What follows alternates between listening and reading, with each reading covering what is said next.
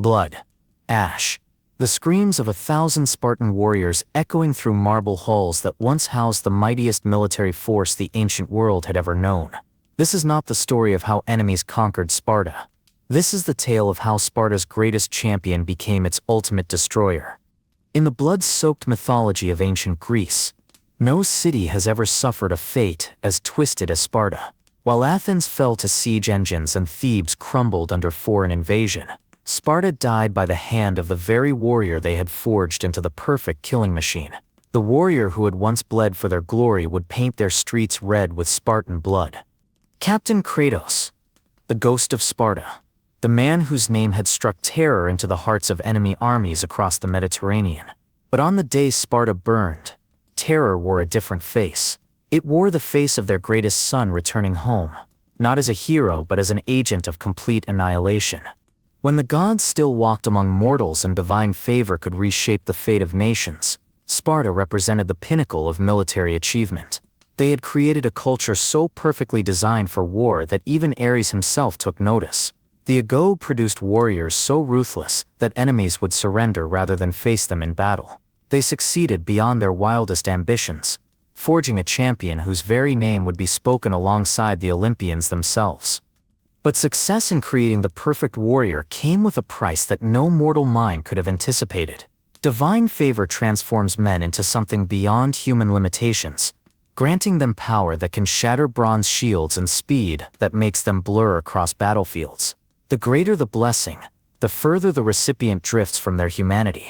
And Sparta's culture, already stripped of mercy and sentiment, proved the perfect breeding ground for this transformation.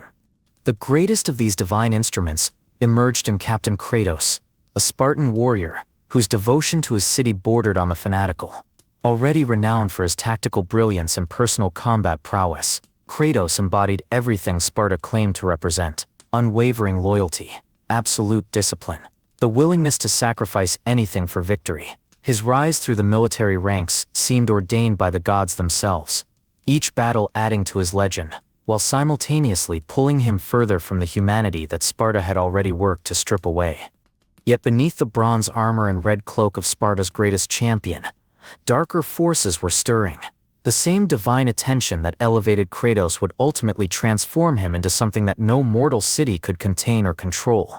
The very qualities that made him the perfect Spartan, his inability to accept defeat, his willingness to pay any price for victory, his complete dedication to war, would become the tools of Sparta's complete destruction. Archaeological remnants scattered across the Peloponnese tell fragments of this saga. Each broken spear tip and cracked helmet speaks to violence that transcended mortal warfare. The Oracle of Delphi's prophecies, carved into stone tablets that survived Olympus's fall, placed the genesis of Sparta's doom in the moment they first praised a child for showing no mercy. What the seers failed to mention was the cosmic brutality of the transformation that would follow. The divine order that existed during Sparta's golden age would be unrecognizable to those who witness only the aftermath of the Olympian War. Gods openly blessed mortal champions, lending their power to those who proved worthy through blood and conquest. Urs walked the training grounds of the agoge, his eyes gleaming with anticipation as young Spartans learned to kill without hesitation. Apollo's oracles provided strategic guidance that made Spartan phalanxes seemingly invincible. Even Athena, despite favoring Athens, respected the brutal efficiency of Spartan warfare. But the gods' blessing carried a price that mortals could never fully comprehend. Divine favor came with costs that accumulated like poison in the blood, slowly transforming exceptional warriors into beings that existed beyond normal human limitations. What Sparta failed to realize was that their perfect system for creating warriors contained the seeds of their own destruction, planted by gods who viewed mortal cities as nothing more than breeding grounds for divine instruments. The irony burns through history like Greek fire. Sparta's greatest triumph in creating the perfect warrior would become the instrument of their complete annihilation. Every sword thrust that built Sparta's empire would eventually be turned against the city itself. Every lesson in ruthlessness taught in the agoge would find its ultimate expression in the systematic dismantling of everything Sparta had built. The perfect warrior they created would become the perfect destroyer, and the city that lived by the sword would discover that some blades cut deeper than death itself. As we delve into this tale of divine corruption and mortal ambition, Remember that this is not just the story of one man's transformation from hero to destroyer.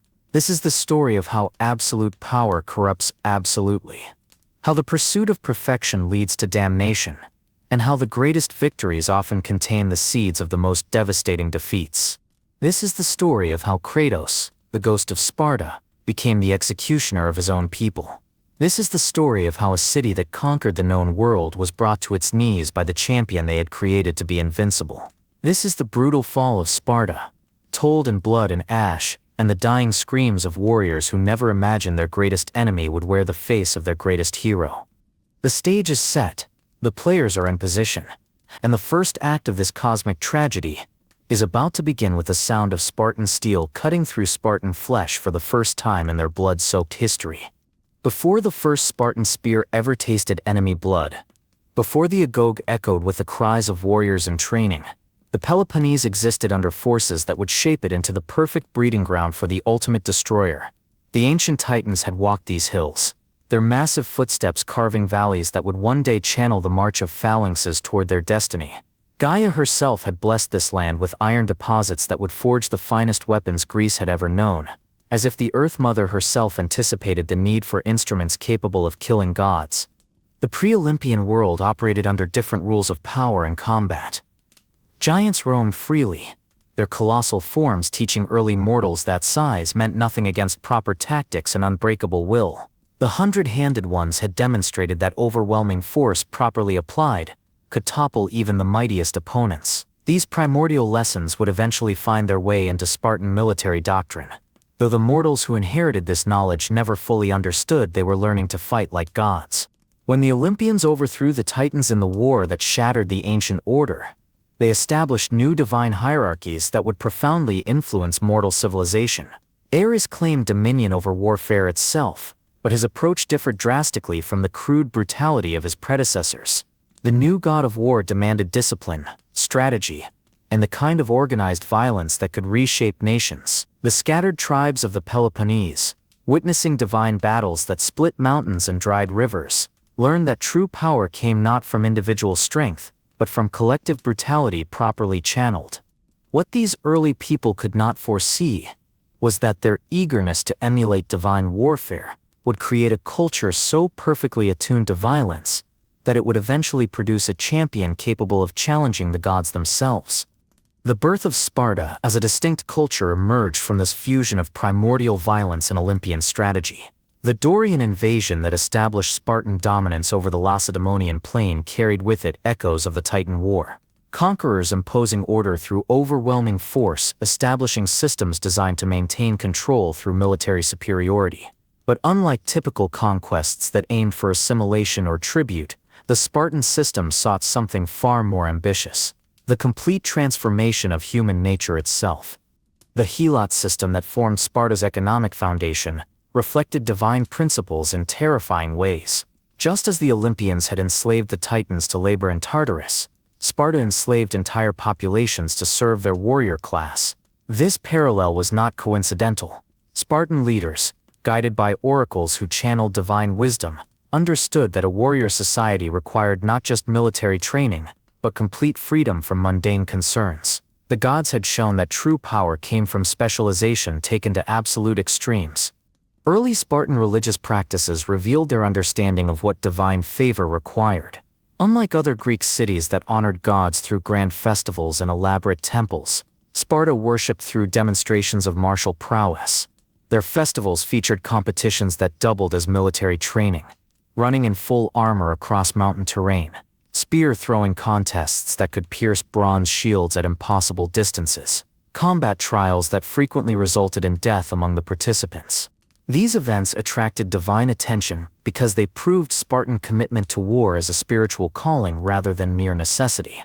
The gods watched these early demonstrations with growing interest, recognizing in Spartan culture a potential breeding ground for champions who could serve divine purposes beyond mortal comprehension.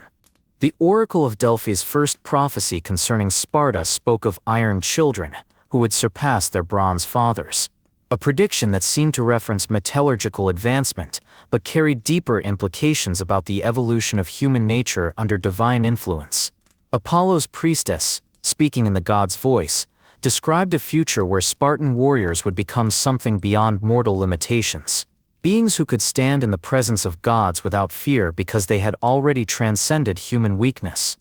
This prophetic foundation shaped every aspect of Spartan development. The agoge system, implemented in response to divine guidance, represented humanity's first systematic attempt to create beings worthy of divine attention. Unlike natural selection or traditional military training, the agoge sought to forge entirely new forms of human consciousness, minds that could function effectively in situations that would drive normal mortals to madness or death. The geographic position of Sparta itself reflected divine planning. Surrounded by natural barriers that forced invaders into predictable approaches, the city's location seemed designed to create a testing ground where military innovations could be perfected without external interference. The gods had learned from the Titan War that true power required time to develop properly. Rushed creations, no matter how individually powerful, lacked the refinement necessary for long-term effectiveness. As generations passed under this divine guidance, Spartan culture evolved in ways that alarmed even their Greek neighbors. What had begun as military excellence gradually transformed into something that questioned the fundamental nature of human identity. Spartan warriors increasingly exhibited capabilities that bordered on the supernatural, pain tolerance that allowed them to continue fighting with mortal wounds, tactical intuition that seemed to anticipate enemy movements before they occurred, a form of collective consciousness that made Spartan phalanxes move like single organisms rather than groups of individuals. Yet for all their growing power and divine favor, the Spartans remained fundamentally mortal, bound by limitations that would eventually create the perfect conditions for their greatest champion to transcend those boundaries in ways that would horrify even the gods who had encouraged his development. The seeds of Sparta's future destruction were planted in these primordial foundations, embedded so deeply in their culture that no mortal wisdom could recognize the danger. Every innovation that made Spartans more effective warriors also made them more susceptible to the kind of divine transformation that would eventually produce Kratos. The systematic elimination of human weakness created a vacuum that divine power could fill completely, while the culture's emphasis on absolute loyalty ensured that once filled, that power would be wielded with devastating focus. The primordial forces that had shaped the Peloponnese before human civilization understood cycles of creation and destruction that operated on scales beyond mortal comprehension. Gaia had witnessed the rise and fall of the Titans, had felt the earth tremble as Kronos devoured his children, and later fell to Zeus's lightning.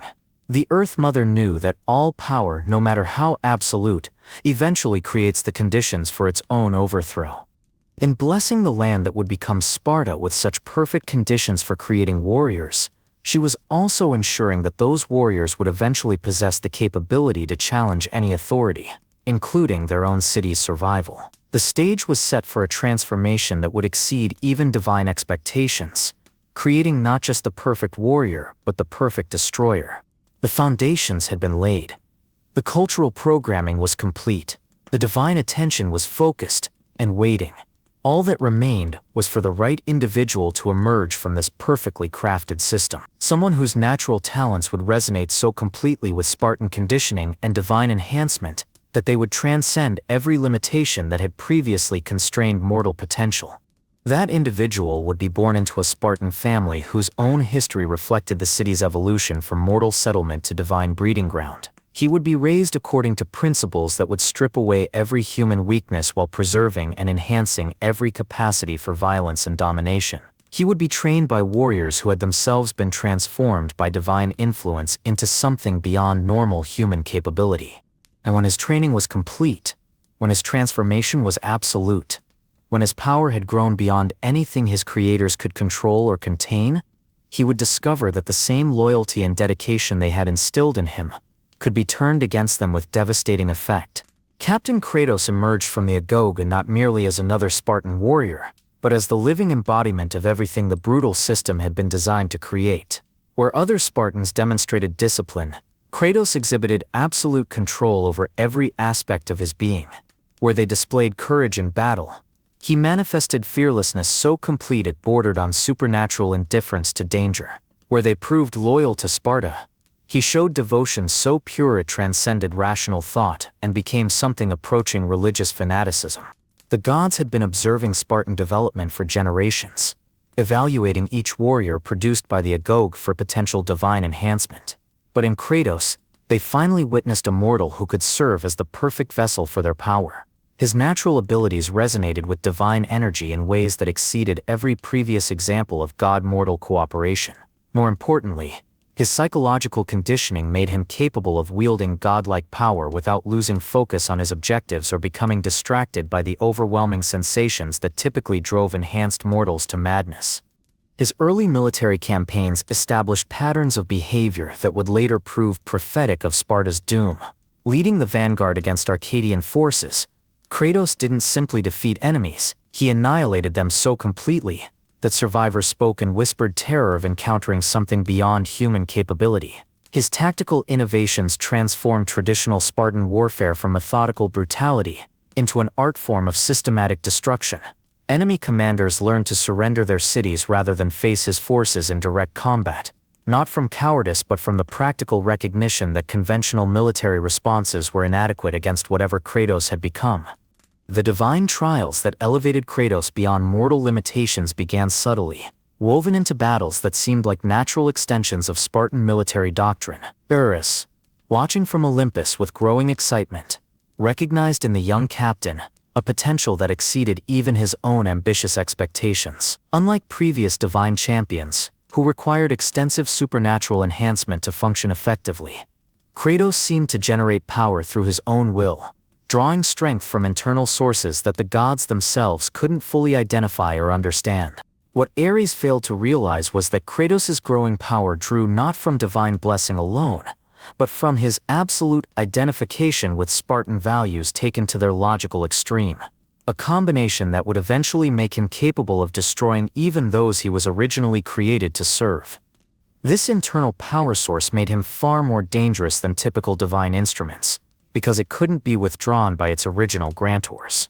Gods who blessed mortal champions usually retained the ability to revoke their gifts if those champions became disobedient or inconvenient. But Kratos' abilities seemed to spring from his own nature rather than external divine favor, making him progressively more independent from the gods who thought they controlled his development. The acquisition of legendary weapons began with the blades of Athena, twin swords that the wisdom goddess had forged as a test of mortal worthiness. Unlike the crude iron weapons that armed typical Spartan warriors, these blades responded to their wielder's will and emotional state, becoming true extensions of Kratos' combat instincts rather than mere tools of war. The weapon's divine nature allowed them to cut through enemy armor, shields and flesh with equal ease. But more importantly, they seemed to channel and amplify their wielder's determination and fury. In Kratos' hands, they became conduits for the absolute dedication to victory that defined his character. The blades grew sharper when he faced stronger opponents, burned hotter when his rage intensified, and moved faster when he encountered obstacles that required immediate elimination. They were weapons that rewarded the kind of escalating violence that Spartan culture had trained him to embrace without reservation or moral hesitation. His first major conflict with the established divine order occurred during the siege of Attica, where Athenian forces had received direct blessing from their patron goddess. Faced with enemies who possessed supernatural advantages comparable to his own, Kratos adapted by embracing tactics that violated conventional rules of warfare. He began targeting not just enemy soldiers, but the sacred sites that channeled divine power to his opponents. This strategy proved devastatingly effective, but also established a dangerous pattern of viewing divine authority as just another obstacle to overcome, rather than an absolute limit on mortal action. Kratos learned that gods could be outmaneuvered, that divine blessings could be neutralized through proper tactical application, and that supernatural advantages meant nothing against an opponent who refused to accept the limitations that those advantages were supposed to impose. The transformation from exceptional mortal to something approaching divine status happened gradually, each battle adding layers of power that accumulated like sediment forming stone. His body began exhibiting capabilities that surpassed even enhanced Spartan physiology: strength that could crush bronze helmets with bare hands, speed that allowed him to move between enemy formations faster than they could track or respond. Most critically, an ability to continue fighting effectively regardless of wounds that would incapacitate or kill normal warriors. But the most dangerous transformation occurred in his mind, where the absolute loyalty that defined Spartan culture evolved into something that recognized no authority higher than victory itself. a philosophical position that would eventually extend to include Sparta among his potential obstacles.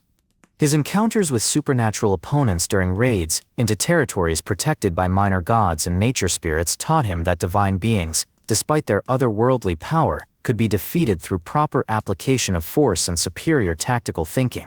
More importantly, he learned that gods bled when cut deeply enough, that they felt pain when struck with sufficient strength, and that they could be killed if one possessed both the capability and the will to see the task through to completion. Each successful confrontation with divine entities added to Kratos' growing arsenal of supernatural abilities, while simultaneously stripping away the psychological barriers that prevented mortals from contemplating violence against higher powers. The Spartan cultural emphasis on accepting only victory or death as acceptable outcomes created a mental framework that could accommodate the concept of killing gods without suffering the madness that typically afflicted mortals who attempted such acts. His acquisition of increasingly powerful artifacts reflected this evolution from mortal champion to divine peer. The gauntlets of Zeus, claimed from a fallen titan's tomb, allowed him to strike with force that could shatter stone walls and send shockwaves through the earth itself. The golden fleece, taken from a beast that Hera had set to guard sacred groves, provided protection against magical attacks while also reflecting hostile spells back at their casters with amplified power. Each new weapon or piece of armor represented not just increased combat capability, but also a step further away from the human identity that had originally defined his relationship with Sparta. He was becoming something that existed beyond normal categories of mortal or divine, a being that combined the determination of humanity with the power of gods, while retaining loyalty only to his own conception of absolute victory. The prophetic elements that governed Kratos' ascension contained warnings that neither he nor his Spartan commanders fully understood. Oracle pronouncements spoke of the marked warrior who would exceed his makers, prophecies that seemed to celebrate his growing power while hinting at consequences that lay beyond immediate comprehension. These divine communications served multiple purposes, encouraging continued development of his abilities, while also establishing the mythological framework that would eventually transform his personal journey into a cosmic event affecting all of creation. As Kratos' power grew to match his ambitions, the same divine forces that had guided his transformation began to realize that they had created something beyond their ability to control. A champion whose absolute dedication to victory would eventually encompass the destruction of anything that stood between him and his goals, including the city that had forged him and the gods who had blessed his creation. The moment when divine ascension became inevitable occurred during the campaign against the barbarian king, when Kratos first called upon divine power not as a supplicant requesting aid, but as a warrior demanding the tools necessary for victory. This shift in perspective marked the point where he stopped seeing himself as a mortal blessed by gods and began viewing divine power as a resource to be claimed and utilized according to his own strategic requirements. The gods, intoxicated by the success of their greatest creation, failed to recognize that they had succeeded too well. They had created not a servant but a peer who would eventually demand equal treatment or take it by force. Sparta had succeeded in creating the perfect warrior, but perfection in warfare includes the capability to destroy any target, regardless of personal attachment or previous loyalty. The first divine blood to stain Kratos' blades belonged to Artemis's sacred deer, immortal creatures blessed with divine protection and tasked with guarding her most sacred groves. The hunt that led to their slaughter began as a routine Spartan raid into Arcadian territory, but escalated when the target village sought sanctuary in a temple complex under the goddess's direct protection. Faced with prey that conventional tactics couldn't reach, Kratos made a decision that would send shockwaves through Olympus itself. Divine protection meant nothing if the protector could be bypassed or overwhelmed through superior force. The battle itself demonstrated capabilities that exceeded even enhanced Spartan training.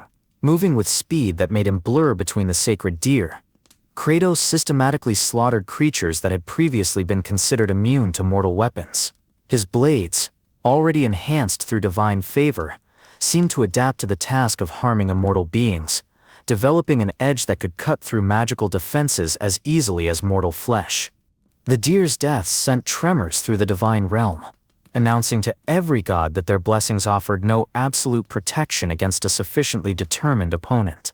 More significantly, the manner of these deaths revealed Kratos' evolving approach to divine authority. rather than seeking alternative strategies that might avoid offending Artemis. He had chosen direct confrontation with divine will, treating the goddess's protection as merely another tactical challenge to overcome. This decision pattern established a precedent that would eventually encompass far more significant divine entities, including the gods who had originally sponsored his transformation.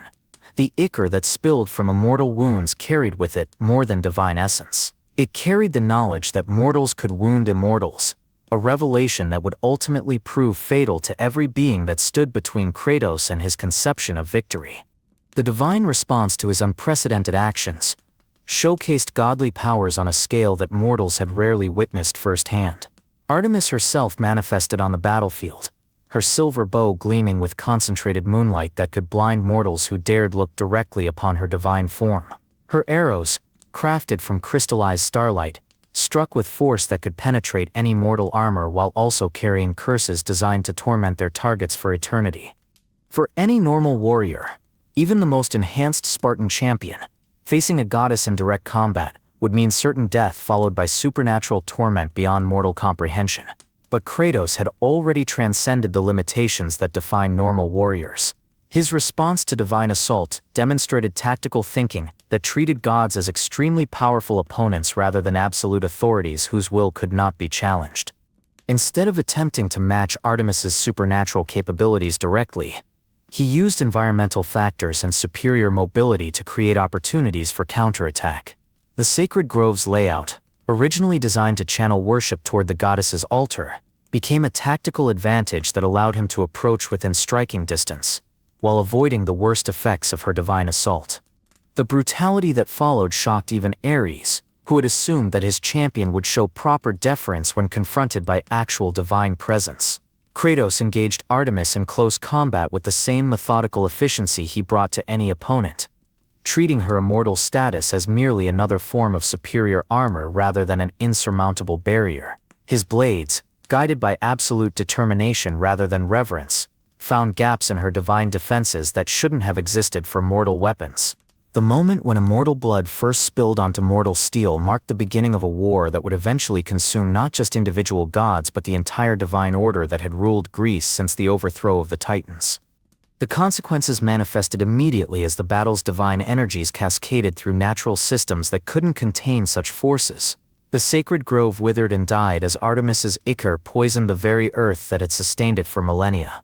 Animals throughout the region began exhibiting behavior that defied natural law. Deer attacked wolves in desperate fury. Birds flew in impossible formations that spelled out warnings in dead languages. The very seasons seemed to stutter as divine authority over nature became uncertain. The escalating stakes revealed themselves as other gods began taking notice of the unprecedented conflict. Apollo, Artemis's twin brother, felt her pain across the divine realm and began preparations for intervention that would either restore divine authority or escalate the conflict to levels that threatened fundamental cosmic order. Ares, caught between pride in his champion's capabilities and growing concern about the implications of successful divine combat, hesitated in ways that would prove crucial to subsequent events. The wounds that Kratos inflicted upon Artemis didn't heal in the manner typical of divine injuries. Instead, they seemed to channel his absolute determination into the goddess's immortal essence, creating a form of spiritual infection that questioned the very nature of divine invulnerability. This unexpected consequence suggested that Kratos' power drew from sources that operated on the same fundamental level as divine authority, making him not just capable of harming gods but of fundamentally altering their nature through direct contact. Spartan forces witnessing the battle experienced a transformation that paralleled their commander's evolution. Seeing a mortal warrior engage a goddess in direct combat and not only survive but achieve tactical success shattered psychological barriers that had prevented them from contemplating violence against divine authority. This shift in perspective would eventually spread throughout Spartan culture, creating a military force that recognized no limits on their potential targets and no absolute authorities that couldn't be challenged through sufficient application of force. What neither Kratos nor his fellow Spartans understood was that crossing the line from fighting for gods to fighting against gods would initiate a cycle of escalation that could only end with the complete destruction of one side or the other. And gods, despite their power, had never faced opponents who combined divine capabilities with absolute mortal determination. The aftermath of divine bloodshed created ripple effects that extended far beyond the immediate battlefield. Divine hierarchies that had remained stable since the Titan War began experiencing unprecedented tension as gods questioned whether mortal champions could be trusted with the power necessary to serve divine purposes effectively. Conversely, mortals throughout Greece began receiving reports of their gods bleeding and dying, revelations that undermined the absolute authority that divine rule required for stability. Kratos' return to Sparta carrying artifacts stained with divine ichor marked a turning point in the relationship between the city and its patron gods. Where previous victories had earned divine favor and additional blessings, this triumph created uncertainty about whether Sparta's greatest champion was still operating within acceptable parameters or had become something that threatened the fundamental order upon which divine authority rested. The divine energies that Kratos had absorbed during the battle began manifesting in ways that exceeded even his previous enhancements. His wounds healed faster than before, closing completely within hours rather than days. His strength increased beyond previous limitations, allowing him to wield weapons that would have been too heavy for normal humans to lift. Most critically, his resistance to divine magic reached levels that made him effectively immune to most forms of supernatural control or influence. These developments suggested that harming divine beings provided him with access to their essential nature, creating a feedback loop that made each subsequent divine encounter easier to survive and more likely to result in his victory. The pattern established during this first divine bloodshed would define all subsequent conflicts between Kratos and divine authority. Rather than treating gods as immutable forces to be appeased or obeyed, he had demonstrated that they could be engaged as opponents and defeated through proper application of superior tactics and unstoppable will. This revelation would ultimately prove more dangerous to divine authority than any weapon or magic, because it transformed the psychological relationship between mortal and immortal from submission to potential conquest. Divine blood had been spilled by mortal hands. The precedent was set. The war between earth and heaven had begun, and its first casualty was the myth of divine invincibility that had protected Olympian rule since the foundation of their authority over mortal affairs. The gods would never again be able to assume automatic victory over mortal opposition, and Kratos would never again hesitate to kill anything that stood between him and absolute victory, regardless of its supposed divine nature or claim to immortal authority. During the height of Olympian influence over ancient Greece, divine authority reached levels of absolute control that modern minds struggle to comprehend. The gods didn't merely influence mortal affairs, they shaped reality itself according to their whims, desires, and complex political relationships. Zeus commanded storms that could reshape coastlines overnight. Poseidon shifted tectonic plates to create harbors that favored cities he preferred. Athena granted wisdom so profound that her chosen champions could solve problems that had plagued civilizations for generations. This was the golden age when divine power seemed genuinely absolute, when gods walked among mortals as undisputed masters of creation itself. Sparta occupied a unique position within this divine hierarchy, serving as the primary recruiting ground for Ares' personal army, while also maintaining strategic relationships with other Olympians who valued military excellence. The city's dual relationship with divine authority created opportunities that other Greek cities couldn't access. Direct divine training for their elite warriors transformed ordinary Spartan soldiers into beings that bordered on supernatural capability. Prophetic guidance made their military campaigns overwhelmingly successful against any mortal opposition. Access to weapons and artifacts elevated Spartan capabilities far beyond normal human limitations. The agoge system, enhanced through divine consultation, produced warriors who could function effectively in situations that would drive normal humans to madness or death. The divine achievements of this era established precedents that would later prove crucial to understanding Kratos' eventual rebellion. When Zeus demonstrated that he could overthrow Kronos and the Titans through superior force and strategic alliances, he established that no authority was truly absolute if sufficient power could be assembled against it. When Athena proved that wisdom combined with determination could overcome seemingly impossible challenges, she provided a template for mortals who might eventually apply similar principles against divine authority itself. Peak Pantheon power manifested through direct intervention in mortal affairs on scales that transformed entire regions. Demeter's blessing could turn barren wasteland into fertile farmland within a single growing season. Apollo's favor guaranteed that a city's oracles would provide accurate predictions that allowed perfect strategic planning. Hephaestus personally forged weapons for worthy champions, creating artifacts that could function as decisive tactical advantages in conflicts involving hundreds of thousands of warriors. Yet beneath this unprecedented display of divine glory lay the seeds of corruption that would eventually transform the gods' greatest strengths into the vulnerabilities that their most dangerous enemies would exploit. Complex god politics created a web of alliances, rivalries, and betrayals that provided ambitious mortals with opportunities to play divine factions against each other. Ares and Athena's eternal conflict over the nature of warfare created situations where mortal champions could gain power by serving one deity while simultaneously undermining the other's influence. Zeus's numerous affairs generated divine offspring who often competed for recognition and authority, creating additional fractures in Olympian unity that careful mortals could exploit for their own advancement. Divine realm building during this period established infrastructure that connected mortal and immortal worlds through networks of temples, sacred sites, and mythological pathways that allowed rapid communication and transportation across impossible distances. These divine constructions required constant maintenance through mortal worship and sacrifice, creating dependencies that made gods vulnerable to coordinated resistance from their supposed subjects. The hidden corruption within divine order began manifesting through increasing demands on mortal populations that served divine interests.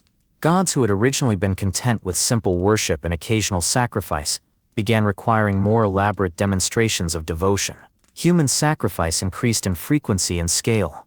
Entire cities were expected to reorganize their social structures to better serve divine political objectives. Champions who served divine purposes effectively found themselves increasingly isolated from normal human relationships as their divine enhancements made them incompatible with ordinary mortal society. The same divine blessings that elevated mortal champions beyond human limitations also severed their connections to the communities they were originally created to protect, establishing psychological conditions that would eventually allow those champions to view their creators as enemies rather than benefactors. Divine hubris reached unprecedented levels, as gods became convinced that their authority was genuinely absolute and eternal. Zeus in particular began issuing edicts that treated mortal civilizations as disposable assets in divine political games. Entire populations were relocated to serve as demographic weapons against rival cities. Promising bloodlines were cultivated like livestock to produce champions with desired characteristics. Natural disasters were employed as casual tools for resolving minor divine disputes, regardless of the mortal casualties involved. Spartan society during this golden age reflected divine influence in ways that seemed beneficial but carried hidden costs that wouldn't become apparent until much later. The agoge system, enhanced through divine guidance, produced warriors who exceeded normal human capabilities but also individuals whose psychological conditioning made them incapable of questioning orders or recognizing limits on acceptable behavior. This combination of supernatural capability with absolute obedience created perfect instruments for divine purposes, but also potentially perfect weapons against their creators, if their loyalty could ever be redirected. The divine enhancement of mortal champions reached levels that began approaching true divine status without actually crossing the threshold into immortality. Kratos during this period possessed strength that could shatter marble columns, speed that allowed him to cover miles of terrain faster than mounted messengers, and combat skills that let him defeat opponents who possessed supernatural advantages. Yet he remained fundamentally mortal, subject to death and dependent on divine favor for maintaining his enhanced capabilities. What the gods failed to recognize was that creating near-divine mortals while keeping them technically subject to divine authority established inherently unstable power, relationships that could only be maintained through either the mortal's voluntary submission or the god's ability to enforce compliance through superior force. The interconnected nature of divine power during this golden age created systemic vulnerabilities that individual gods either couldn't perceive or chose to ignore, because addressing them would require acknowledging limitations on divine authority. Each god's power depended partly on worship from mortal populations, but also on complex relationships with other divine entities that could be disrupted through strategic intervention by sufficiently capable opponents. Divine oversight of mortal development created detailed knowledge about each champion's capabilities, psychological profile, and potential limitations. But this information flow operated in both directions. Champions who served divine purposes effectively gained unprecedented access to divine methods, weaknesses, and internal conflicts that normal mortals never witnessed. This intelligence would eventually prove crucial when those champions turned their knowledge against their former patrons. The zenith of divine glory established expectations and precedents that would prove impossible to maintain once serious opposition emerged. Gods who had become accustomed to absolute compliance from mortal subjects lacked experience with sustained resistance from enemies who understood divine methods and possessed comparable power. The Golden Age's success had eliminated most of the challenges that kept divine capabilities sharp and adaptable, creating a form of institutional complacency that would prove fatal when confronted by opponents who had been trained through constant struggle and adaptation. Sacred relationships between gods and their chosen cities reflected the period's assumption that divine authority was permanent and naturally beneficial. Sparta's relationship with Ares seemed mutually advantageous. The god gained access to perfectly trained mortal warriors while the city received divine guidance that made them virtually invincible against normal opponents. Neither party initially recognized that this relationship was creating a feedback loop that would eventually produce champions capable of challenging divine authority itself. The corruption that ultimately destroyed the Golden Age was already present in its foundational assumptions about the natural relationship between divine and mortal authority.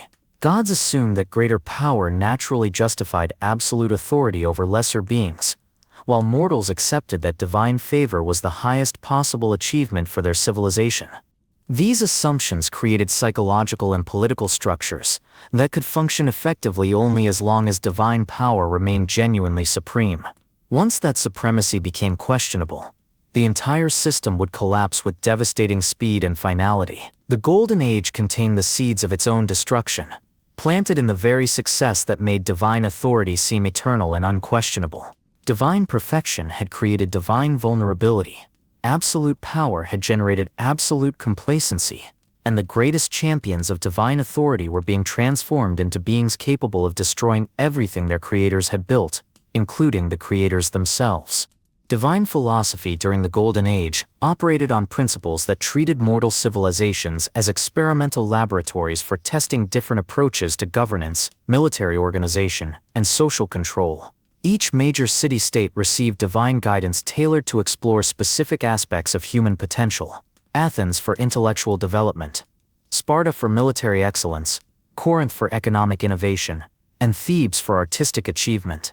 This systematic approach to mortal development served multiple divine purposes while also creating competitive pressures between cities that kept mortal populations focused on surpassing each other rather than questioning divine authority itself. Mortal subjugation reached unprecedented sophistication as gods learned to shape human societies through cultural programming rather than direct coercion. Spartan submission to divine will appeared voluntary because their entire cultural identity had been constructed around values that served divine interests. Warriors who gladly died for their city's glory were also dying for Ares's entertainment. Mothers who praised sons for showing no mercy were reinforcing psychological conditioning that produced more effective divine instruments. The genius of this approach lay in making mortals eager to participate in their own subordination while believing they were achieving their highest possible potential. Expansion across realms and domains followed patterns established during the Titan War, where superior organization and strategic thinking had proven more effective than raw power in achieving lasting victory. Divine influence spread through networks of alliance and conquest that systematically eliminated independent sources of authority while incorporating useful elements from conquered systems. Local gods were either destroyed, enslaved, or absorbed into Olympian hierarchy, depending on their potential utility and willingness to submit to Zeus's supreme authority.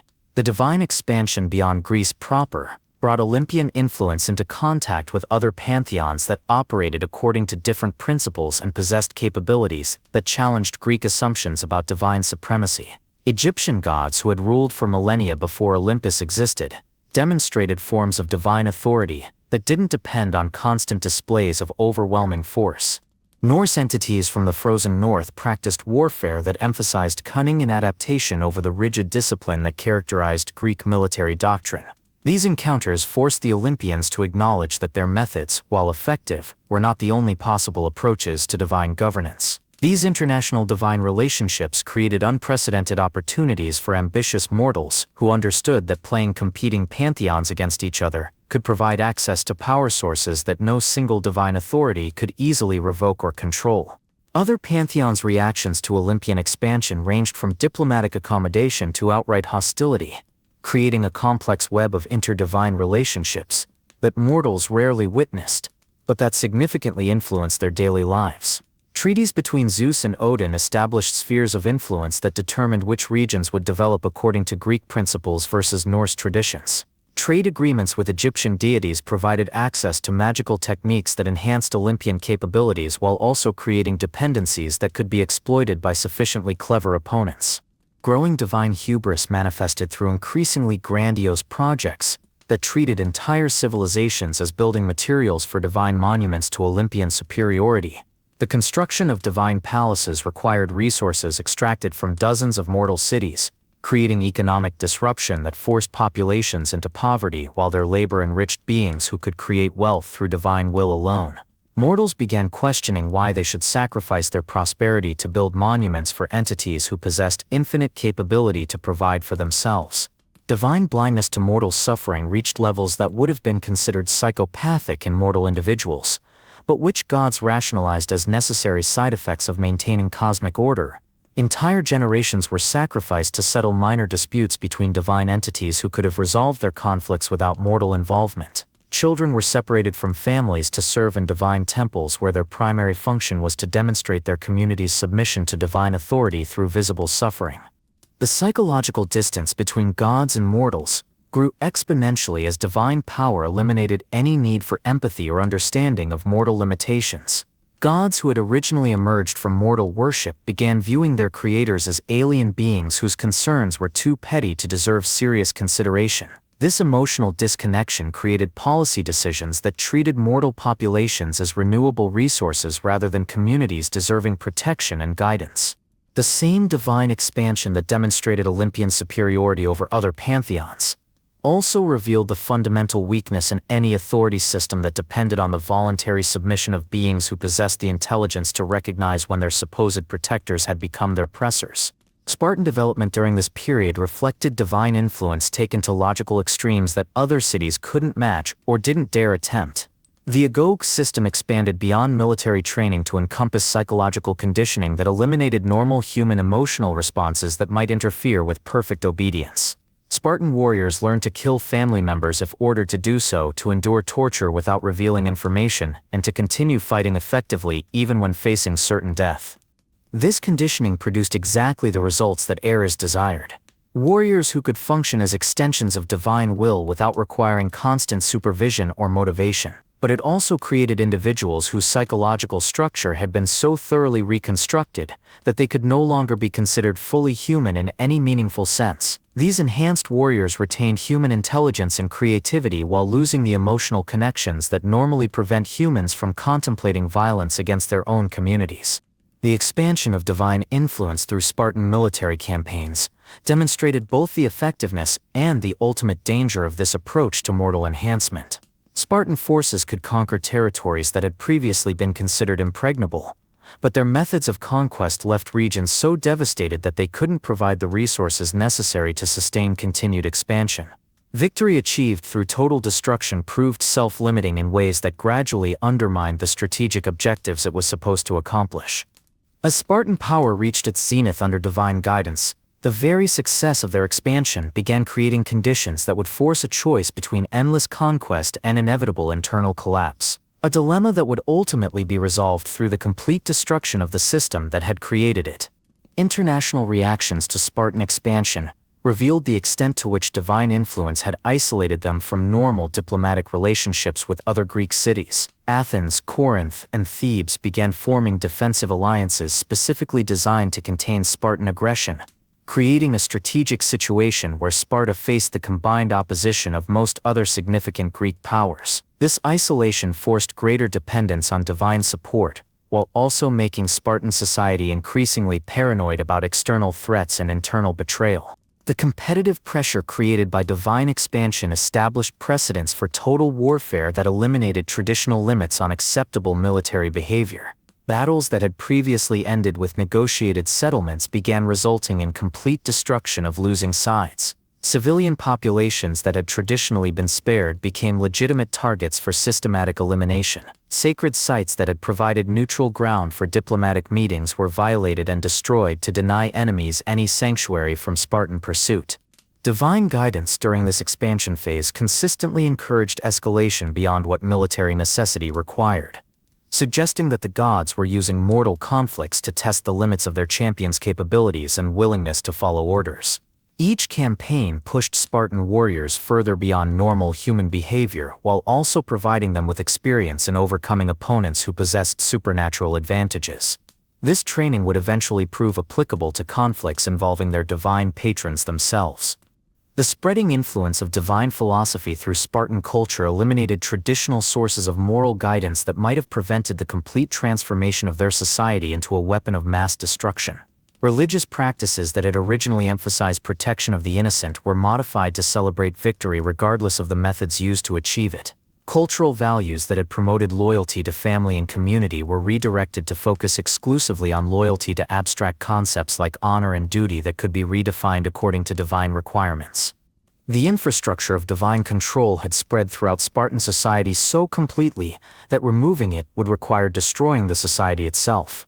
Every institution, every tradition, every aspect of daily life had been modified to serve divine purposes. The Spartans had become perfect instruments of divine will, but instruments that would eventually turn against their creators with the same devastating efficiency they had once used to serve them. Divine failures began manifesting through broken promises that revealed the limitations of even Olympian power when confronted by forces that operated beyond their understanding or control. Ares had guaranteed Spartan victory in campaigns where opponents possessed weapons forged by rival gods, creating situations where his champions faced enemies with comparable divine enhancement but superior numbers or strategic positioning. These defeats demonstrated that divine favor, while powerful, could be neutralized by sufficient preparation and intelligent opposition. The first major crack appeared when Zeus swore by the river Styx that Athens would never fall to earthquake. But tectonic forces influenced by conflicts between gods resulted in devastating seismic events that killed thousands of mortals who had trusted in divine protection. Apollo's promises of prophetic accuracy proved false when his oracles provided information that was technically correct but strategically useless due to ambiguous phrasing that concealed critical details. Broken oaths created the first serious challenges to divine credibility in mortal eyes. When gods who claimed absolute power proved unable to fulfill even basic commitments to their most faithful followers, the psychological foundation of divine authority began to crumble. Spartans who had sacrificed everything for divine favor discovered that their gods could lie, could make mistakes, and could abandon their champions when maintaining those relationships became inconvenient. Prophecies beginning to manifest created unexpected complications as mortals who had previously treated divine predictions as immutable law began recognizing patterns that allowed them to anticipate and potentially circumvent prophetic outcomes. The Oracle of Delphi's prediction that Sparta's greatest champion would bring about their greatest victory seemed straightforward until careful analysis revealed that it didn't specify whether this victory would benefit Sparta or be achieved at Sparta's expense. The realization that divine prophecies could be interpreted in multiple ways, and that gods might deliberately choose ambiguous phrasing to conceal unwelcome truths, marked the beginning of mortal skepticism about divine honesty and reliability. Failed attempts to prevent fate revealed the fundamental contradiction in divine claims of absolute authority over destiny, while simultaneously operating within cosmic systems that constrained even godly actions. Zeus's efforts to prevent the prophecy of his own overthrow led him to take actions that actually accelerated the conditions necessary for that prophecy's fulfillment. His decision to bind Prometheus for giving fire to mortals created the first successful example of divine rebellion, demonstrating that gods could be opposed through sufficient determination and clever strategy. Mortal champions rising against gods represented the most serious challenge to divine authority since the Titan War. But unlike the previous conflict, these new opponents possessed intimate knowledge of divine methods and weaknesses gained through years of faithful service. Kratos and other enhanced warriors had observed divine decision-making processes, witnessed divine vulnerability during moments of distraction or emotional disturbance, and learned to recognize the psychological patterns that governed godly behavior under stress. The systematic nature of these divine challenges suggested coordination beyond what individual mortal rebels could achieve independently.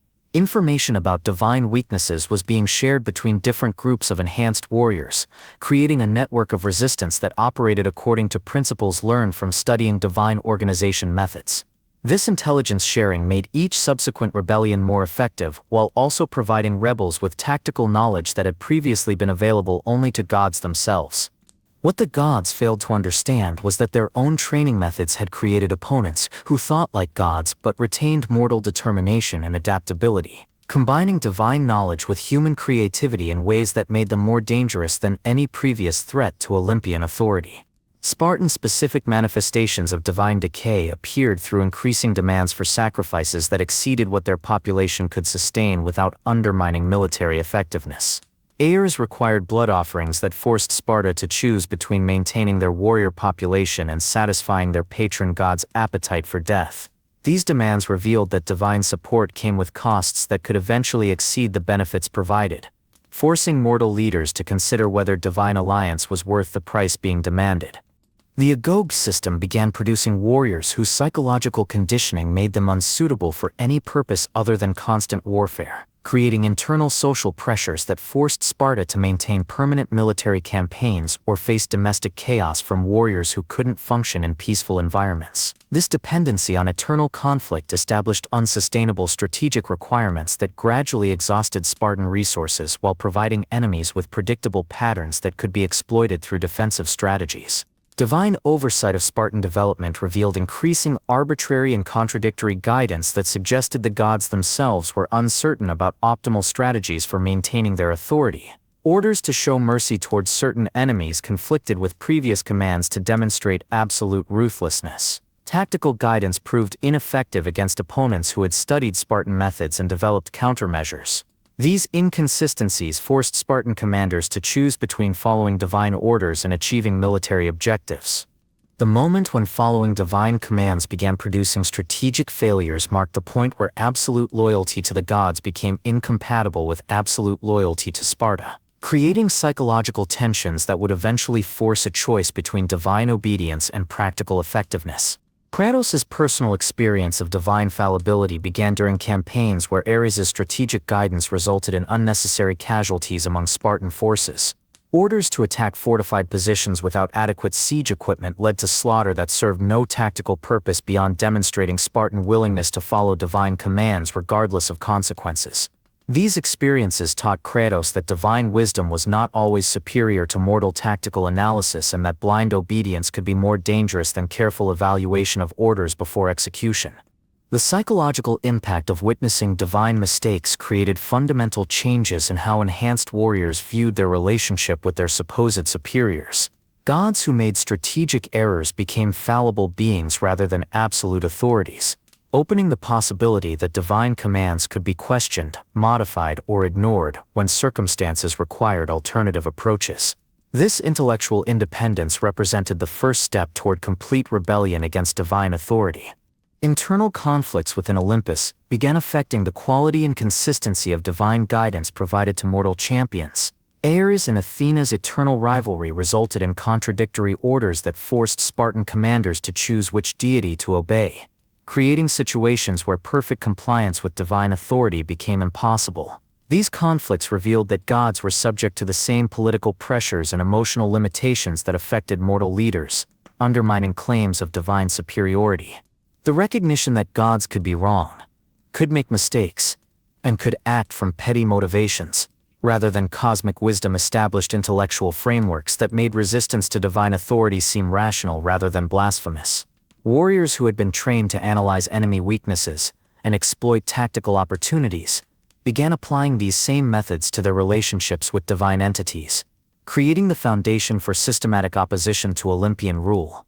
Sacred traditions that had previously seemed eternal and immutable began changing in response to immediate divine preferences rather than maintaining consistency with established religious law. Festivals were modified or eliminated based on godly whims rather than their spiritual significance to mortal communities. Sacred sites were relocated or destroyed to serve divine political objectives without regard for their historical importance to human civilization.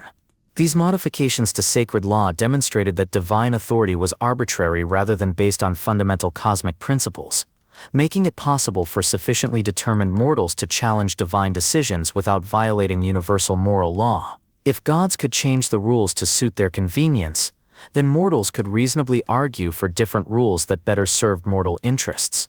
The accumulating evidence of divine fallibility created psychological conditions where absolute rebellion became not only possible but potentially necessary for survival. Gods who proved capable of making fatal mistakes while demanding absolute obedience from their subjects represented existential threats that required elimination rather than accommodation. The same analytical skills that made enhanced warriors effective against mortal enemies began focusing on divine entities as potential targets for preemptive elimination. The cracks in divinity had appeared, and they were spreading faster than the gods could repair them. The nature of vengeance incarnate emerged not from sudden transformation, but from the gradual accumulation of divine betrayals that exceeded even enhanced Spartan psychological conditioning's ability to rationalize or ignore. Kratos had been trained to accept casualties as necessary costs of military success, but when those casualties resulted from divine incompetence rather than enemy action, the traditional framework for understanding sacrifice collapsed completely. Dead Spartans killed by their own gods' mistakes could not be honored as heroes who died for their city's glory, creating psychological contradictions that demanded resolution through action rather than acceptance. Divine casualty assessment revealed patterns that transformed personal grief into systematic analysis of divine vulnerabilities. Each Spartan death caused by divine error provided information about how gods made decisions under pressure, what mistakes they were likely to repeat, and which emotional triggers could be exploited to force additional errors. Kratos began collecting this intelligence with the same methodical approach he applied to studying enemy tactics, treating divine behavior as just another military challenge requiring systematic solution. The first divine casualties inflicted by Kratos followed logically from his recognition that gods who caused unnecessary Spartan deaths were enemy commanders whose elimination would improve Spartan's strategic position. His initial kills targeted minor divine entities whose deaths would test divine response patterns while also removing sources of guidance that had proven harmful to Spartan interests. These experimental murders demonstrated that gods died in fundamentally similar ways to mortals when sufficient force was properly applied.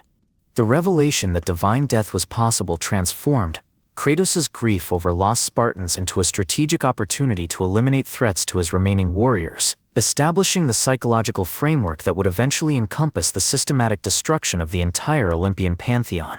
Impact assessment of divine deaths revealed that eliminating individual gods created power vacuums that could be filled through careful planning and superior force application. Divine domains that had been managed according to whimsical divine preferences could be administered more effectively by mortals who understood the practical requirements of governing complex systems. Territory that had been ruled through arbitrary divine authority could be controlled more efficiently by warriors who based decisions on strategic analysis rather than emotional impulse. Escalating god-killer Rampage followed mathematical principles of force multiplication and strategic momentum that Kratos had learned through years of military campaigning. Each successful divine elimination provided additional power, better weapons, and more detailed intelligence about remaining targets while also reducing the total opposition capable of mounting effective resistance. The campaign against Olympus operated according to the same principles that govern successful siege warfare: isolate enemy forces, eliminate them individually, and capture resources that enhanced capability to continue the assault. Divine panic manifested through increasingly desperate measures that revealed the extent to which Olympian authority depended on the assumption that mortals would never seriously threaten divine supremacy. Gods who had ruled through casual displays of overwhelming power discovered that systematic opposition by sufficiently enhanced mortals required strategic thinking and coordinated response capabilities that they had never needed to develop. Their panic responses provided additional intelligence about divine decision-making under extreme stress. Desperate divine measures included attempts to recruit mortal champions capable of matching Kratos' capabilities. But these efforts faced fundamental problems that revealed why the god-killer Rampage had become unstoppable. Creating warriors powerful enough to threaten Kratos required granting them capabilities that also made them potential threats to their divine creators. Gods who had learned to fear enhanced mortals could not simultaneously create enhanced mortals powerful enough to eliminate the source of their fear. The divine recruitment crisis revealed the fundamental paradox at the heart of Olympian authority. They needed mortal champions powerful enough to maintain divine rule, but such champions inevitably became powerful enough to challenge divine rule, making every attempt to preserve divine authority a step toward its eventual destruction. Strategic analysis of divine weaknesses revealed that immortality and supernatural power had made gods dependent on advantages that could be systematically eliminated through proper preparation and tactical execution. Divine regeneration could be overwhelmed by damage inflicted faster than healing could compensate. Supernatural abilities could be countered by artifacts that provided equivalent capabilities to sufficiently determined opponents. Immortality itself proved vulnerable to weapons designed specifically for killing beings who had never needed to develop effective defenses against existential threats. The psychological dimension of divine vulnerability proved even more exploitable than physical weaknesses. Gods who had never faced serious opposition lacked experience with sustained pressure that gradually degraded decision-making capability. Divine entities accustomed to immediate compliance from all subordinates couldn't adapt effectively to opponents who refused to acknowledge their authority and actively worked to undermine divine influence through systematic sabotage of divine power sources.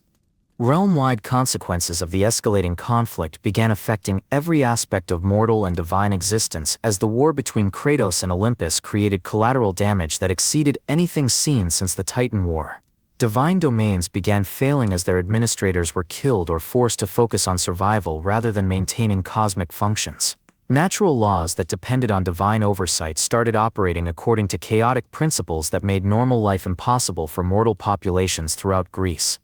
The systematic destruction of divine authority created opportunities for Kratos to demonstrate that mortal governance could be more effective than divine rule, but also threatened to destroy the cosmic infrastructure that made organized civilization possible, forcing a choice between divine oppression and universal chaos.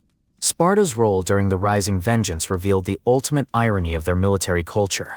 They had created the perfect warrior for destroying gods, but that same warrior's absolute dedication to victory made him willing to destroy Sparta itself if the city stood between him and his objectives.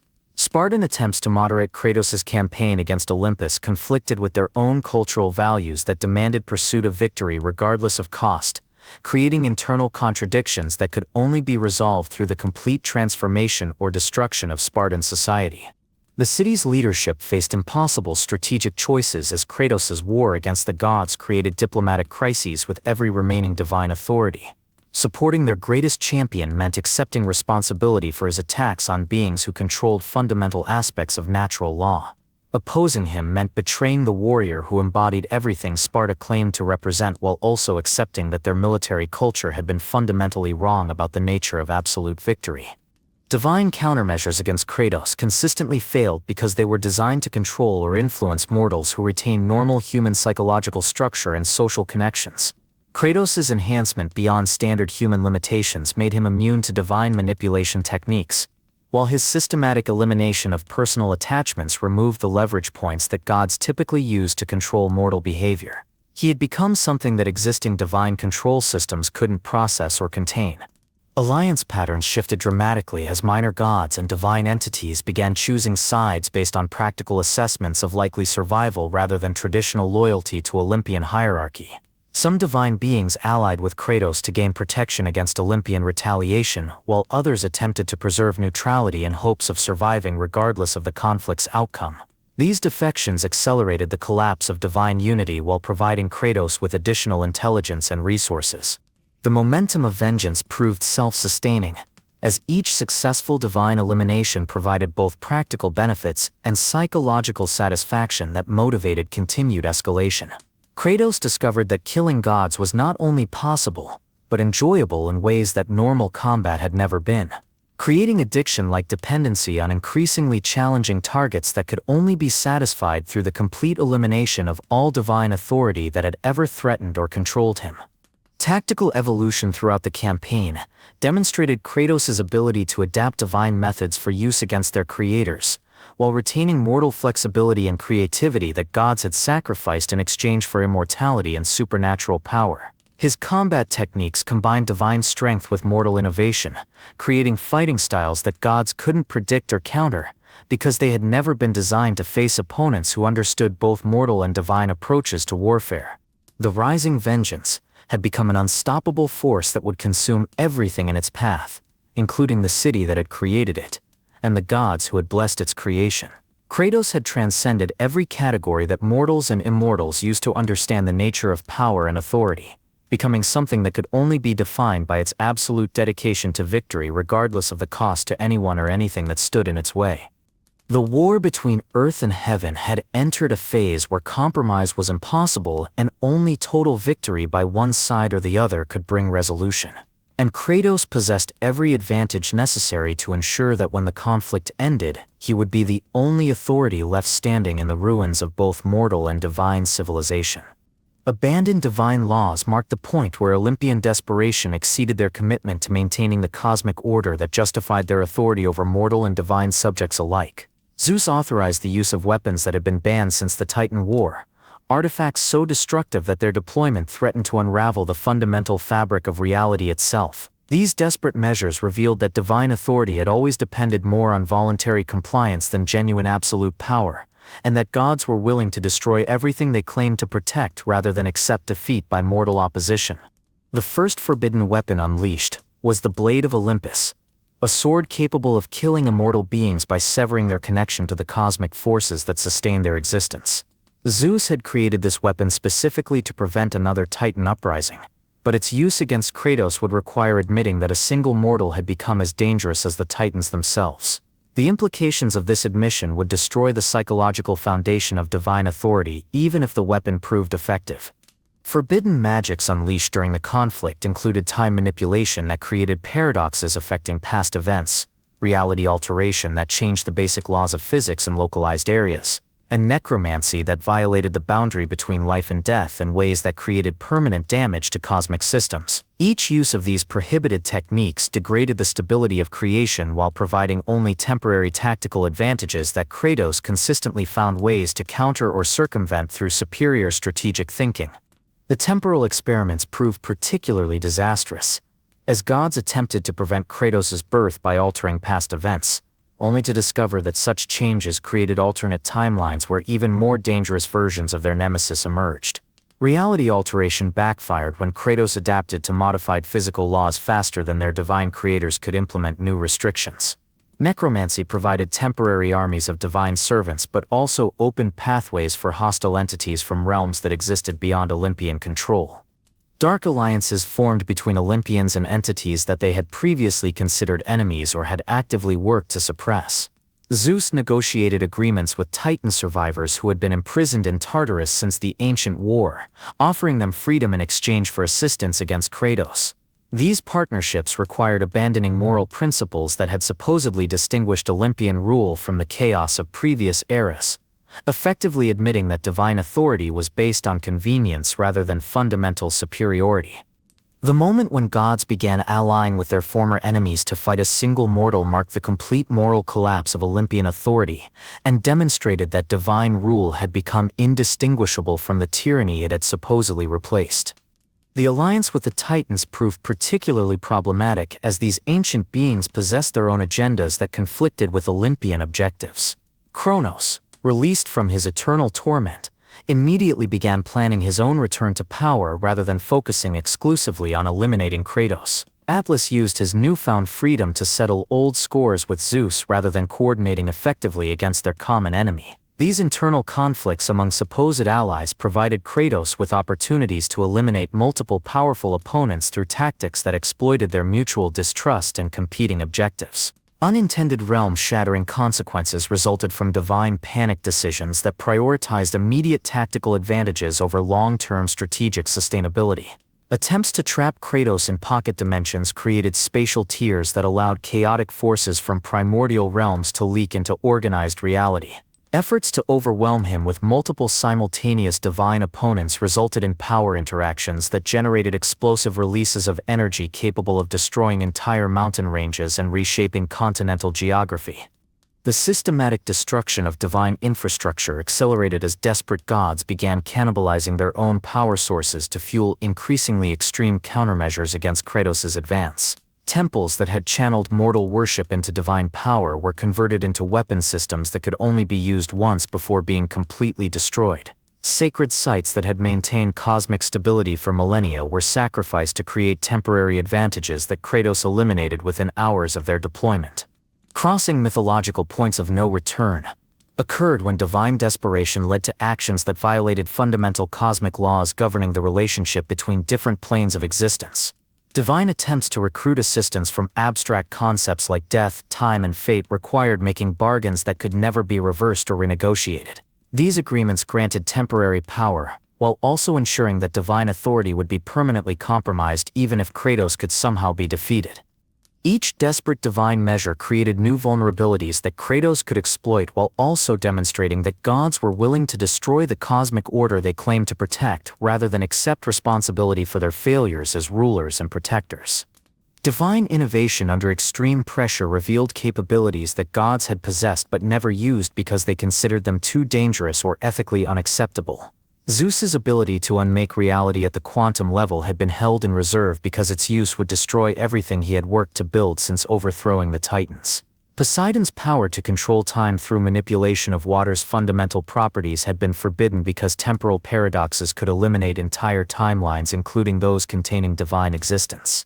The revelation that gods had always possessed world-ending capabilities they had chosen not to use raised disturbing questions about the nature of divine restraint and whether it represented genuine moral development, or simply fear of the consequences of absolute power deployment. Divine ethics proved to be based on practical limitations rather than fundamental principles, making divine authority morally equivalent to the tyrannical force that mortals had always suspected it was. Solutions that created worse problems became the dominant pattern in divine strategic responses as Olympian panic prevented careful analysis of proposed countermeasures. Attempts to enhance loyal mortals to match Kratos' capabilities resulted in the creation of additional god-killers who couldn't be controlled once they achieved sufficient power. Efforts to isolate Kratos from power sources led to the disruption of cosmic systems that affected every form of life in ways that would persist for generations. The escalating cycle of desperate measures and unintended consequences established that divine authority had become its own greatest threat, creating more damage to cosmic stability than any external enemy could have achieved through deliberate sabotage. The moment sealing Pantheon's doom occurred when Zeus made the decision to attempt complete reality reconstruction rather than accept defeat by a single mortal opponent.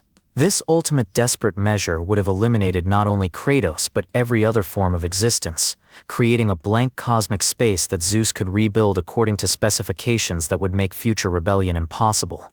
The implementation of this plan required the cooperation of all surviving Olympians, creating the opportunity for Kratos to eliminate the entire Pantheon through a single coordinated assault. Technological and magical innovations born from desperation exceeded anything gods had created during periods of stable authority, but their rushed development created catastrophic design flaws that made them as dangerous to their creators as to their intended target. Divine weapons that could wound immortal beings also proved capable of killing the gods who wielded them. Magical shields that could deflect any attack also prevented their users from launching offensive actions. These innovations demonstrated that divine creativity under pressure was inferior to careful mortal planning and preparation. Psychological breakdown among divine entities revealed that immortality and supernatural power had not eliminated the emotional vulnerabilities that made gods susceptible to fear, rage, and despair under sufficient pressure. Divine decision-making during the crisis consistently prioritized short-term emotional satisfaction over strategic effectiveness, creating opportunities for Kratos to manipulate divine psychology in ways that turned Olympian advantages into devastating weaknesses. Alliance patterns among surviving gods shifted constantly, as each divine entity attempted to position themselves for survival regardless of the conflict's outcome. Gods who had cooperated for millennia began betraying each other to gain temporary advantages, or demonstrate loyalty to whichever side seemed likely to win. These betrayals accelerated the collapse of divine unity while providing Kratos with additional intelligence about Olympian internal conflicts that could be exploited. Resource allocation during the crisis revealed that divine wealth and power had always been based on exploitation of mortal populations rather than genuinely infinite capabilities. Gods who claimed to possess unlimited power proved unable to sustain extreme expenditures of magical energy without drawing resources from increasingly desperate sources. Divine attempts to maintain multiple reality-altering effects simultaneously resulted in power shortages that left them vulnerable to conventional attacks. The systematic failure of desperate divine measures created feedback loops that accelerated Olympian collapse, while simultaneously demonstrating that every divine advantage could be countered through sufficient preparation and tactical intelligence. Kratos' consistent success against improvised divine countermeasures proved that systematic planning was superior to improvised responses, regardless of the relative power levels of the opposing forces. Strategic momentum during this phase shifted irreversibly in favor of Kratos as divine desperation provided him with opportunities to eliminate multiple targets simultaneously, while also capturing resources that enhanced his capability to continue the campaign. Each desperate divine measure created new weaknesses that accumulated faster than remaining gods could develop effective countermeasures, establishing a collapse cascade that could only end with the complete elimination of Olympian authority. The transformation of cosmic infrastructure during this period created permanent changes to the fundamental nature of reality that would persist long after the conflict's resolution. Divine desperation had damaged cosmic systems so severely that normal divine governance would be impossible, even if somehow surviving gods could eliminate Kratos and regain control. The Olympians had destroyed their own authority more effectively than any external enemy could have accomplished through deliberate action. Origins of divine treachery emerged from the fundamental contradiction between Olympian claims of moral superiority and their actual behavior when faced with existential threats to their authority. Gods who had presented themselves as protectors and guides for mortal civilization proved willing to sacrifice every mortal life in Greece if doing so would preserve divine power. This revelation transformed Kratos' personal vendetta against specific gods into a cosmic war against the principle of divine authority itself, as he recognized that no god could be trusted to honor agreements or maintain consistent moral standards when their interests were threatened. The first major divine betrayal that directly affected Kratos involved Ares's decision to sacrifice the Spartan army to test whether his champion could maintain effectiveness when fighting without support from his fellow warriors. This deliberate destruction of forces that had served divine purposes faithfully for generations demonstrated that divine loyalty to mortal servants was conditional and temporary, lasting only as long as those servants remained useful for divine objectives. The betrayal taught Kratos that gods viewed mortal lives as expendable resources rather than valuable allies deserving protection and respect. Zeus's betrayal of his own divine offspring revealed that familial relationships among gods were subordinate to political calculations about power distribution and threat management. Divine children who showed potential to eventually challenge their father's authority were systematically eliminated or neutralized regardless of their loyalty or past service to Olympian interests. This pattern of behavior demonstrated that divine authority was based on fear and violence rather than the natural respect and voluntary submission that gods claimed justified their rule. The realization that gods routinely betrayed their own family members for political advantage eliminated any possibility that mortal champions could trust divine promises or expect fair treatment based on faithful service, making rebellion not just justified but necessary for survival. God turning against God climax occurred when the pressure created by Kratos' campaign forced individual Olympians to choose between collective divine survival and personal preservation. Athena's attempt to negotiate separate peace with Kratos by providing information about Zeus's vulnerabilities triggered a cascade of mutual betrayals as other gods realized that Olympian unity had collapsed beyond repair. Each divine entity began pursuing individual survival strategies that required eliminating potential threats among their former allies. Divine conspiracy revelations exposed systematic deception that extended back to the Titan War, and called into question every aspect of Olympian mythology that mortals had accepted as historical fact. Zeus had not defeated Kronos through superior wisdom and moral authority, but through manipulation and betrayal that violated every principle of honorable warfare. The liberation of mortals from Titan oppression had been merely a side effect of divine ambition rather than a deliberate act of mercy or justice. Olympian rule had been based on lies so fundamental that their exposure undermined the entire conceptual framework that justified divine authority over mortal affairs. The spreading corruption through the Pantheon revealed that individual divine betrayals were symptoms of systemic moral decay that had infected every aspect of Olympian governance. Gods who had maintained reputations for honesty and reliability proved capable of elaborate deceptions when their personal interests required such behavior. Divine entities who had been trusted to maintain cosmic stability deliberately sabotaged systems they were supposed to protect in order to create chaos that could be exploited for political advantage. The discovery that divine corruption was systematic rather than exceptional transformed Kratos' war from an attempt to punish specific gods for particular crimes into a necessary campaign to eliminate a form of authority that was fundamentally incompatible with justice, truth, or the protection of innocent life. Final realization of prophetic doom occurred when surviving gods recognized that every action they had taken to prevent their prophesied overthrow had actually accelerated the conditions necessary for that prophecy's fulfillment. Divine attempts to eliminate potential threats had created the very enemies capable of destroying divine authority. Efforts to maintain control through intimidation and punishment had motivated systematic resistance that proved more dangerous than random rebellion. Strategic decisions based on divine superiority assumptions had consistently provided advantages to opponents who understood divine psychology better than gods understood mortal determination. The mythological framework that had protected divine authority by presenting god-mortal relationships as natural and eternal began collapsing as evidence accumulated that divine rule was neither inevitable nor beneficial for cosmic stability.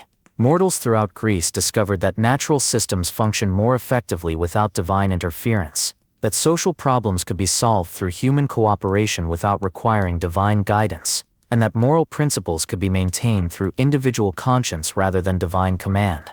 Documentary evidence of deliberate divine deception included prophecies that had been deliberately ambiguous to conceal unwelcome truths, historical records that had been falsified to support divine political positions, and religious teachings that had been designed to prevent mortals from developing capabilities that might eventually threaten divine supremacy. The systematic nature of these deceptions proved that divine dishonesty was policy rather than exceptional behavior under extreme circumstances.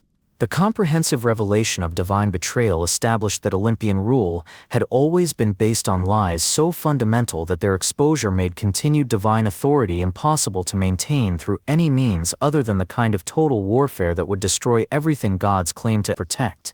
Trust relationships between gods and mortals disintegrated completely as the evidence of systematic divine betrayal became impossible to ignore or rationalize.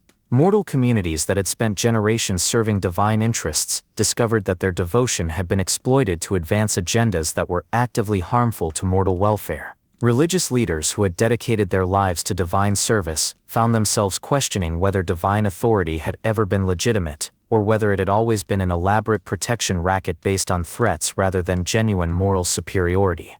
The cascade effect of mutual divine betrayals created opportunities for Kratos to eliminate multiple targets through tactical approaches that exploited inter-divine conflicts, rather than requiring direct confrontation with coordinated opposition. Gods who were focused on defending against betrayal by their former allies couldn't maintain effective defenses against external threats. Divine resources that should have been concentrated against Kratos were instead being used for internal conflicts that served his strategic objectives better than his own planning could have achieved. Psychological impact on surviving mortals included the recognition that their entire cultural and religious framework had been based on false assumptions about divine nature and divine intentions toward mortal welfare. Spartan military culture, which had been constructed around serving divine purposes through perfect obedience and absolute loyalty, proved to be founded on relationships that gods had never honored reciprocally. This revelation forced fundamental reevaluation of every moral principle and strategic assumption that had guided Spartan society since its foundation. The moral authority that had justified divine rule over mortal affairs evaporated as evidence accumulated that gods were inferior to mortals in every ethical category that mattered for legitimate governance. Divine wisdom proved to be inferior to mortal analytical capability when applied to complex problems requiring long-term strategic thinking. Divine justice consistently favored divine interests over objective moral principles. Divine protection was conditional on continued submission rather than based on genuine concern for mortal welfare. Systematic exposure of divine inadequacy in every area where they claimed superiority over mortal capabilities, eliminated the rational justification for accepting divine authority under any circumstances. Gods who couldn't maintain honest relationships with their own family members were obviously unqualified to govern complex mortal societies. Divine entities who routinely broke their own moral laws couldn't credibly claim authority to enforce those laws on others. The great divine betrayal revealed that Olympian authority had always been a form of cosmic fraud perpetrated by beings who possessed great power but lacked the wisdom, integrity, or moral development necessary to use that power responsibly. Their betrayal of every principle they had claimed to represent justified any action taken to eliminate their influence over mortal affairs, regardless of the collateral damage such action might cause to existing social and political structures. Kratos' recognition of the comprehensive nature of divine betrayal transformed his personal quest for vengeance into a cosmic mission to eliminate a form of tyranny that threatened the fundamental possibility of honest governance and moral development. The gods had proven themselves to be enemies of everything they claimed to protect, making their destruction not just personally satisfying but morally necessary for the future of civilization itself. Divine realm infrastructure collapsing manifested through the systematic failure of cosmic systems that had maintained universal stability since the overthrow of the Titans. As Kratos eliminated individual gods, their responsibilities for managing fundamental forces of nature were left unattended, creating cascading failures that affected every aspect of existence. The sun's path across the sky became erratic as Apollo's death disrupted celestial mechanics. Ocean tides turned chaotic and unpredictable following Poseidon's destruction. The boundary between life and death began dissolving as Hades fell to Kratos' relentless assault. These infrastructure failures created feedback loops that accelerated the collapse of remaining divine authority. Gods who survived Kratos' direct attacks found themselves overwhelmed by the additional responsibilities of maintaining cosmic functions that had previously been distributed among multiple divine entities. Zeus, already struggling to coordinate resistance against the god-killer, was forced to divert increasing amounts of his power toward preventing complete universal collapse. This divided attention made him more vulnerable to attack, while also degrading his ability to provide effective leadership to remaining Olympians. The mortal world experienced these divine infrastructure failures as natural disasters of unprecedented scale and frequency. Earthquakes struck regions that had been geologically stable for millennia. Storms appeared from clear skies and dissipated without warning. Crops failed despite perfect growing conditions, while barren soil spontaneously produced abundant harvests. The fundamental predictability that made mortal civilization possible began breaking down as the cosmic systems that governed natural law operated without proper divine oversight. Gods falling one by one followed a pattern that demonstrated Kratos' evolution from reactive vengeance to systematic extermination. His early divine kills had been opportunistic, targeting gods who directly threatened Spartan interests, or who made themselves vulnerable through tactical mistakes. But as his power grew and his understanding of divine weaknesses deepened, he began pursuing a coordinated campaign designed to eliminate divine authority in the most efficient order possible. Hermes fell first among the major Olympians, his death severing communication networks that had allowed gods to coordinate their responses to Kratos' attacks. Without reliable intelligence about their enemies' movements and capabilities, surviving gods were forced to operate independently, making them easier targets for individual elimination. Hephaestus died next, his destruction eliminating the divine forge that produced weapons capable of harming immortal beings. This strategic targeting left remaining gods with diminishing resources, while Kratos continued to acquire increasingly powerful artifacts from his fallen enemies. Aphrodite's death marked the point where divine casualties began affecting fundamental cosmic forces rather than merely tactical capabilities. Her elimination disrupted the emotional and psychological bonds that held divine alliances together, causing surviving gods to become increasingly paranoid and isolated. Dionysus followed quickly afterward, his destruction severing the divine connections to mortal worship that provided gods with much of their power. Each subsequent divine death made the survivors weaker while simultaneously making Kratos stronger through the absorption of divine essence and artifacts. Mortal world consequences intensifying created unprecedented chaos throughout Greece as the systematic elimination of divine oversight allowed natural forces to operate according to primordial patterns that predated organized civilization. Wild animals lost their fear of humans and began attacking settlements with coordinated intelligence that suggested supernatural influence. Plants grew with unnatural speed and aggression, creating forests that could strangle unwary travelers. The dead began rising from their graves as the boundary between life and death weakened without proper divine maintenance. These supernatural manifestations forced mortal populations to abandon large regions of Greece that had become uninhabitable due to divine infrastructure failure. Cities that had thrived under divine protection found themselves defenseless against forces that conventional human knowledge couldn't understand or combat. Trade networks collapsed as travel between settlements became impossibly dangerous. The complex civilization that had developed under divine guidance began reverting to primitive survival conditions as mortals struggled to adapt to a world where gods could no longer maintain basic cosmic stability. Final desperate divine gambits represented the last attempts by surviving Olympians to preserve some form of divine authority through measures that would have been unthinkable during periods of stable power. Zeus authorized the creation of a new pantheon composed entirely of enhanced mortals who would be granted divine status in exchange for eliminating Kratos. This plan required sacrificing the fundamental principle that separated mortals from immortals, effectively admitting that divine nature offered no inherent advantages over mortal determination and intelligence.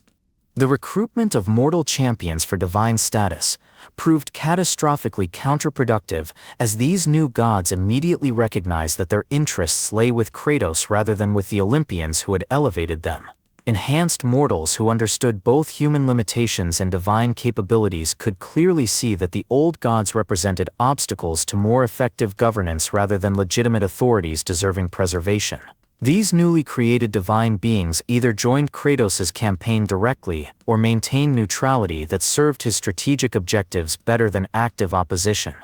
Athena's attempted negotiation with Kratos represented the final acknowledgement that divine authority could no longer be maintained through force or intimidation. Her offer to restructure Olympian governance, according to principles that would preserve mortal autonomy, while maintaining divine oversight of cosmic functions, revealed the extent to which divine desperation had progressed. Gods who had previously demanded absolute submission were now willing to accept subordinate roles in exchange for continued existence. The negotiation failed because Kratos recognized that any agreement with surviving gods would eventually be violated when those gods regained sufficient power to resume their previous patterns of behavior. Divine nature had proven to be fundamentally incompatible with honest governance or respect for mortal autonomy. The only permanent solution to the threat posed by divine authority was the complete elimination of all beings who possessed the power to impose their will on others without consent or accountability. Artemis's final hunt targeting Kratos represented the last purely divine attempt to eliminate the god-killer through conventional combat methods. Her transformation into a manifestation of pure predatory instinct created a foe that matched Kratos' own relentless determination while possessing supernatural advantages that he had not previously encountered. The battle between them lasted for days and reshaped the landscape across multiple regions as their conflict generated forces that exceeded the containment capacity of normal reality. The hunt's conclusion with Artemis's death eliminated the last god, whose divine nature was focused primarily on destruction rather than creation or governance. Her defeat proved that even gods who specialized in killing could not match a mortal who had been systematically enhanced through divine training and who possessed absolute determination to eliminate all opposition. The psychological impact of this victory on surviving gods was devastating, as they realized that no divine advantage could guarantee success against an opponent who refused to accept any limitation on his objectives. Demeter's desperate attempt to starve Kratos into submission by eliminating all food sources throughout Greece represented the final divine strategy that targeted mortal vulnerabilities rather than attempting direct confrontation. Her systematic destruction of agricultural systems would have forced any normal mortal champion to choose between abandoning his campaign and watching his people die of starvation. The strategy failed because Kratos had already transcended normal mortal dependencies through his absorption of divine essence and no longer required conventional sustenance to maintain his enhanced capabilities.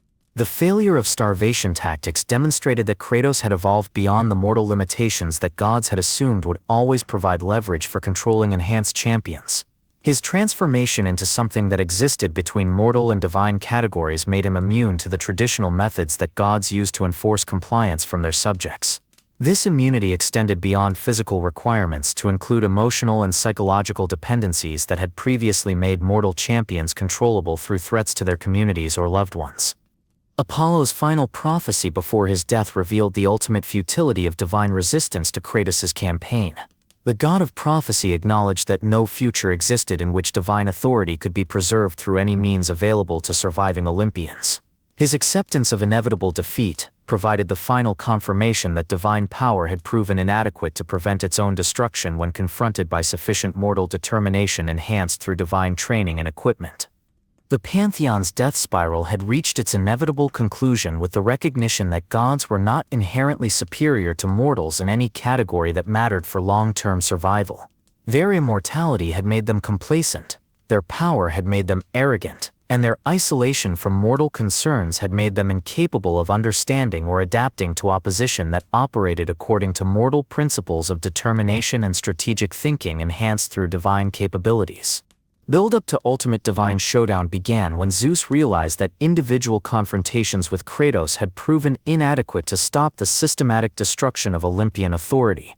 The king of gods made the unprecedented decision to abandon Mount Olympus and descend to the mortal realm for direct personal combat, bringing with him every artifact and weapon that had been accumulated since the overthrow of the Titans. This descent marked the first time in recorded history that Zeus had risked his personal safety in direct confrontation with a mortal opponent. Acknowledging that Kratos represented a threat equivalent to the primordial forces that had nearly destroyed divine civilization during its foundational period. The strategic implications of Zeus's descent created opportunities that Kratos had been systematically preparing to exploit throughout his campaign against the Pantheon. By leaving the protected environment of Mount Olympus, Zeus exposed himself to environmental factors and tactical situations that favored mortal combat techniques over divine power displays. The mortal realm's physical laws created constraints on divine abilities while providing advantages to opponents who understood how to use terrain, weather, and architectural features as force multipliers in combat situations. Zeus's decision to engage in personal combat also represented an admission that divine authority could only be preserved through the physical elimination of its primary threat, rather than through the demonstration of overwhelming superiority that had previously characterized divine responses to mortal rebellion. This shift from intimidation to elimination marked the final collapse of the psychological foundation that had made divine rule possible, acknowledging that gods were now fighting for survival rather than maintaining natural authority over inferior beings. Detailed account of God versus God climax revealed combat techniques that exceeded anything previously witnessed in conflicts between supernatural entities. Zeus wielded lightning that could split mountains and thunder that could shatter stone structures across vast distances.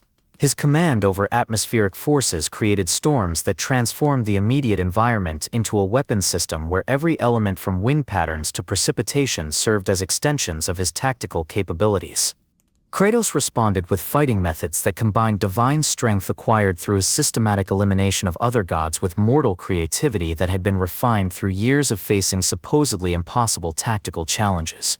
His adaptation to Zeus's environmental manipulation demonstrated strategic thinking that treated even cosmic forces as merely another form of enemy advantage to be neutralized through proper application of superior technique and unbreakable determination. The battle's progression through multiple phases showcased the fundamental differences between divine and mortal approaches to combat under extreme circumstances. Zeus relied increasingly on displays of raw power designed to overwhelm his opponent through sheer force application, but these tactics proved ineffective against an enemy who had learned to absorb and redirect divine energy, rather than merely defending against it. Each lightning strike that Kratos survived made him stronger while draining Zeus's reserves of cosmic power. Kratos' counteroffensive revealed weapons and abilities that he had acquired through his systematic campaign against the Pantheon. The Blade of Olympus, claimed from Zeus's own armory during an earlier raid on Mount Olympus, proved capable of inflicting wounds that prevented divine regeneration. The Golden Fleece, taken from one of Hera's sacred guardians, allowed him to reflect Zeus's lightning attacks back at their source with amplified power. Each artifact represented not just enhanced combat capability but also psychological victory over divine entities who had considered themselves immune to mortal theft of divine property. Realm-shaking combat choreography demonstrated the scale of forces involved as the battle between Zeus and Kratos generated effects that reshaped the landscape across multiple regions of Greece.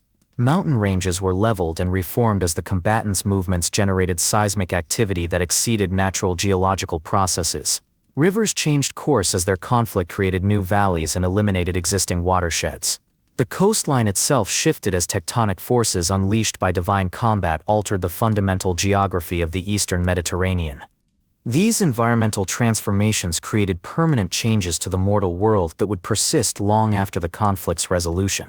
Cities that had existed for centuries were buried under new mountain formations, or swallowed by chasms, opened through divine combat. Populations were forced to relocate as familiar territories became uninhabitable, due to ongoing supernatural effects that conventional human knowledge couldn't address or reverse. The psychological dimension of the final battle proved as significant as its physical aspects, as both combatants fought not just for victory but for validation of fundamentally incompatible philosophies about the nature of legitimate authority.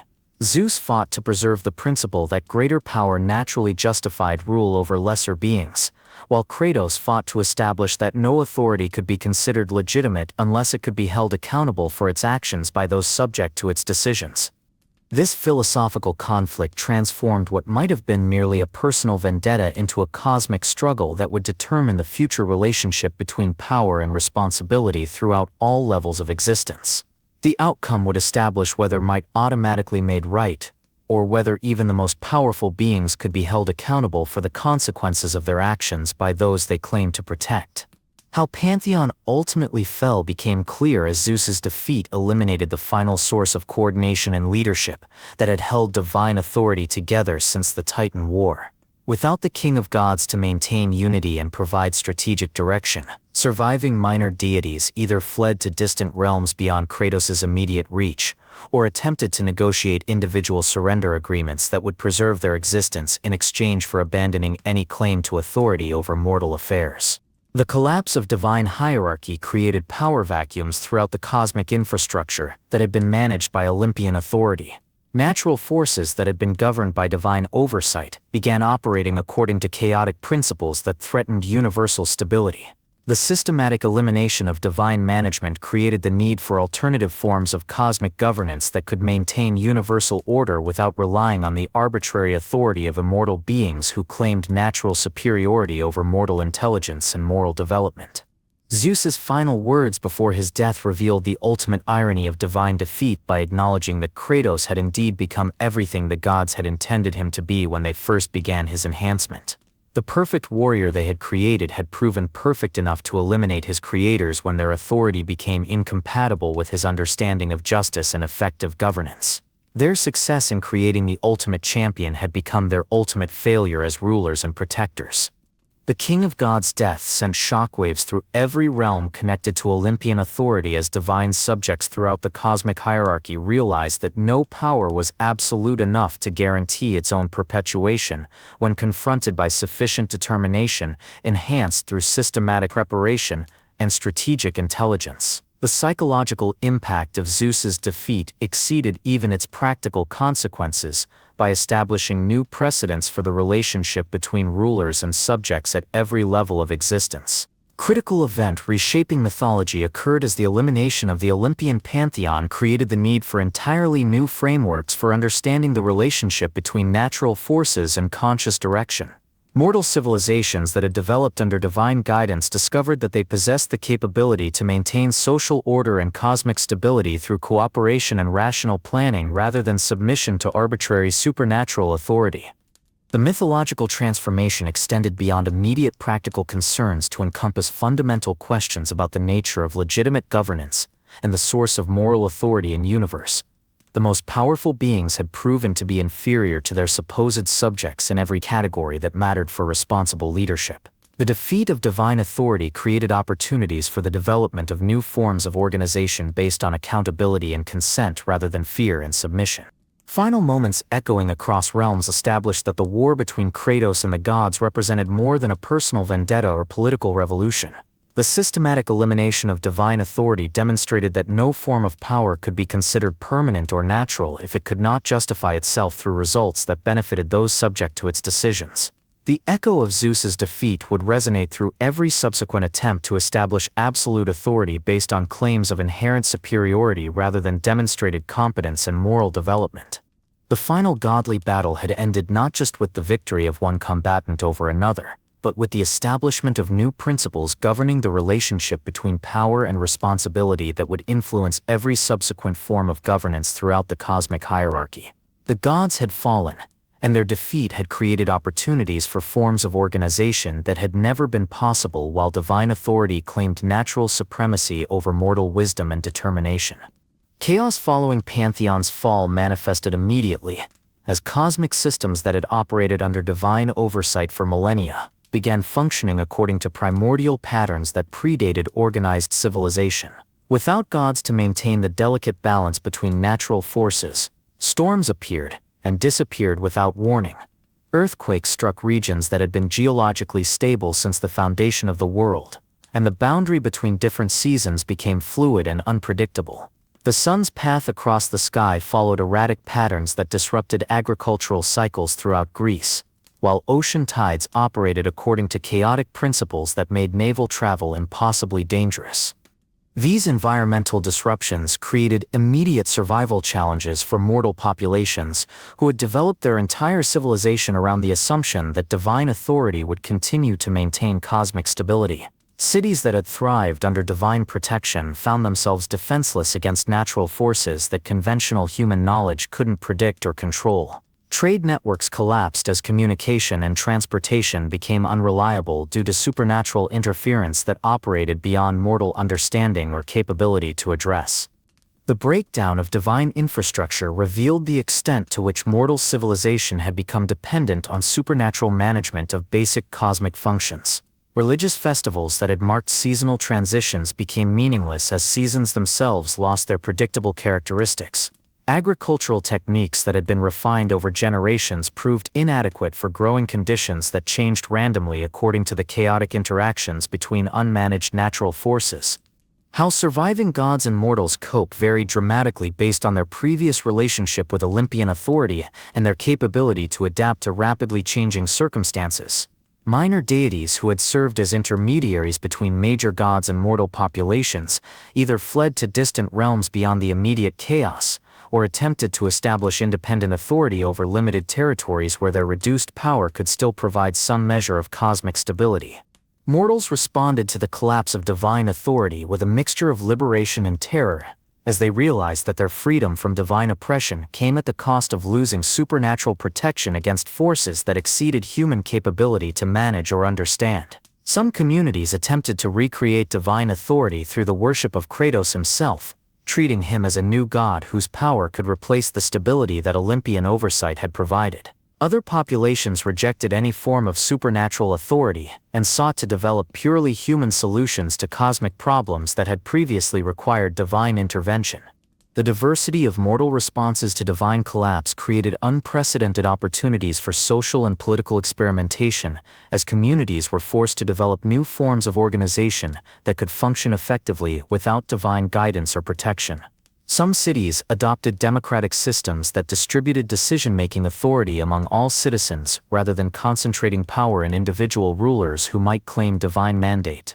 Others developed technocratic approaches that prioritized practical knowledge and demonstrated competence over traditional markers of authority like noble birth or religious approval. Power vacuum and divine hierarchy created opportunities for entities that had previously been suppressed or ignored by Olympian authority to assert influence over mortal affairs.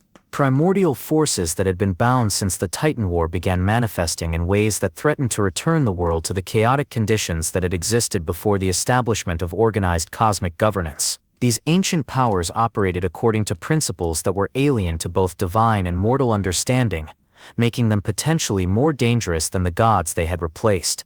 Titans who had survived their ancient defeat emerged from hidden refuges to reclaim territories that had been under Olympian control since the foundation of divine authority.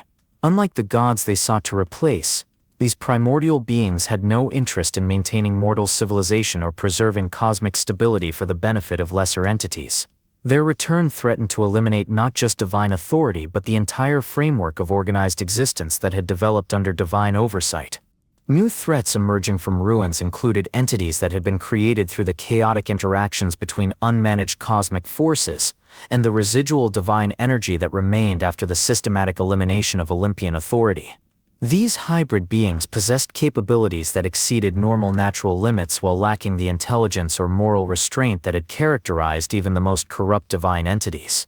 They represented pure destructive potential without the strategic thinking that had made gods predictable enemies despite their supernatural advantages. The emergence of chaos spawned throughout Greece forced surviving mortal populations to develop military capabilities that could address supernatural threats without relying on divine intervention or protection.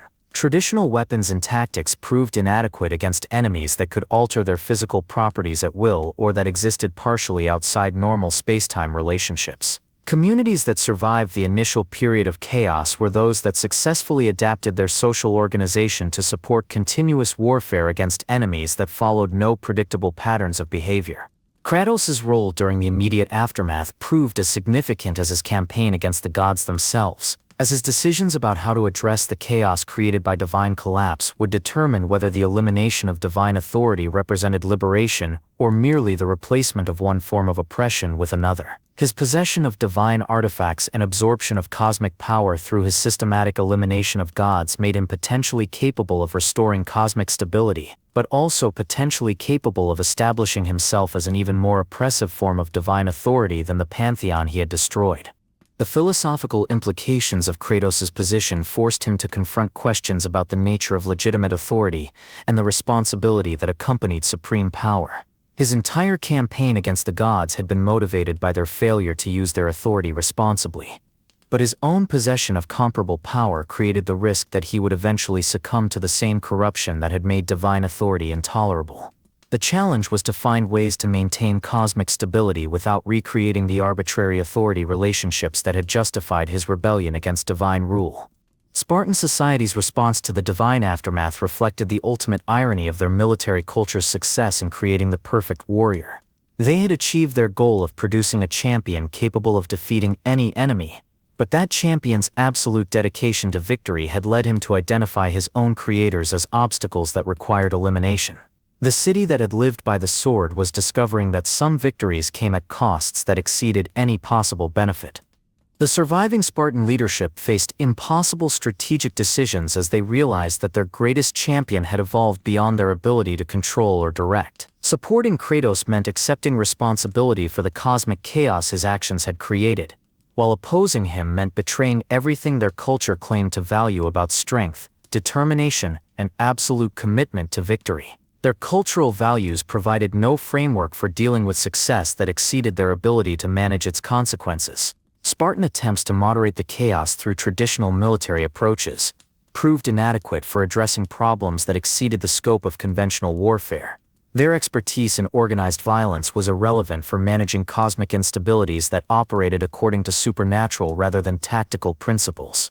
The skills that had made them the most effective military force in the mortal world were useless for addressing challenges that required cosmic rather than strategic solutions.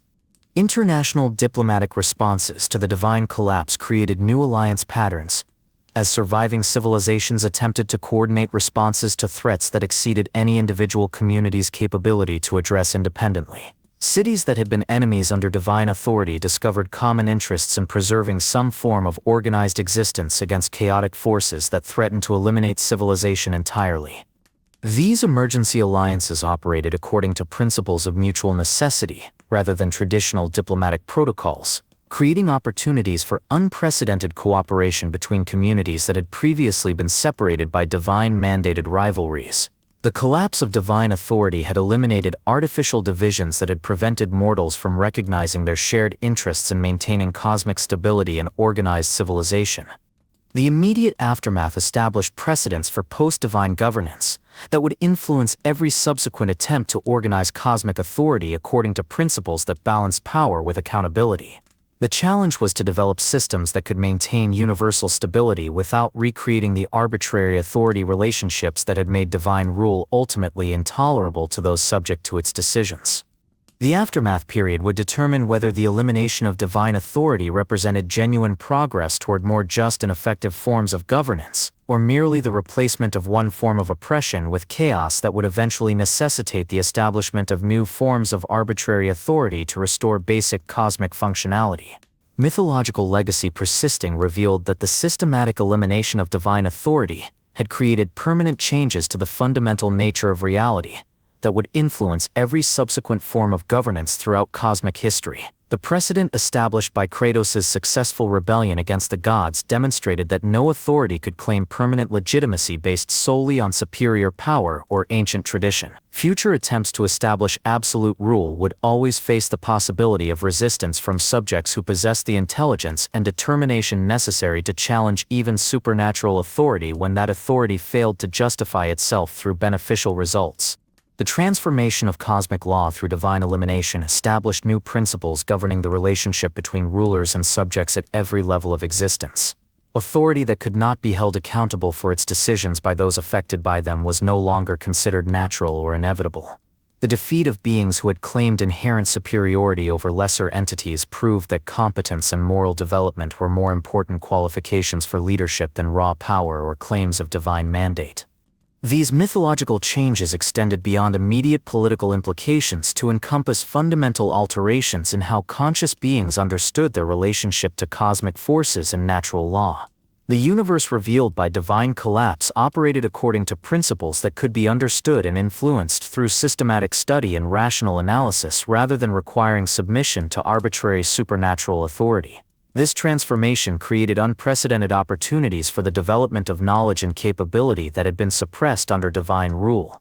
Cultural and religious impact on mortals manifested through the complete reconstruction of social institutions that had been organized around serving divine purposes and maintaining divine authority. Religious practices that had emphasized submission and sacrifice were replaced by philosophical approaches that prioritized rational understanding and ethical development. Educational systems that had focused on producing obedient servants for divine hierarchy were restructured to develop independent thinking and practical problem-solving capabilities.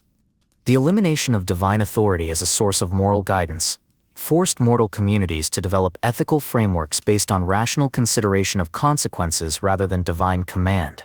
This transition proved liberating for populations that had been constrained by arbitrary religious laws, but also challenging for individuals who had depended on divine authority to provide certainty about proper behavior in complex situations. Artistic and intellectual development flourished as creative expression was no longer constrained by divine oversight that had limited mortal achievement to levels that wouldn't threaten divine superiority. Poetry, sculpture, architecture, and philosophical inquiry reached unprecedented levels of sophistication as mortals discovered capabilities that had been systematically suppressed during the period of divine rule.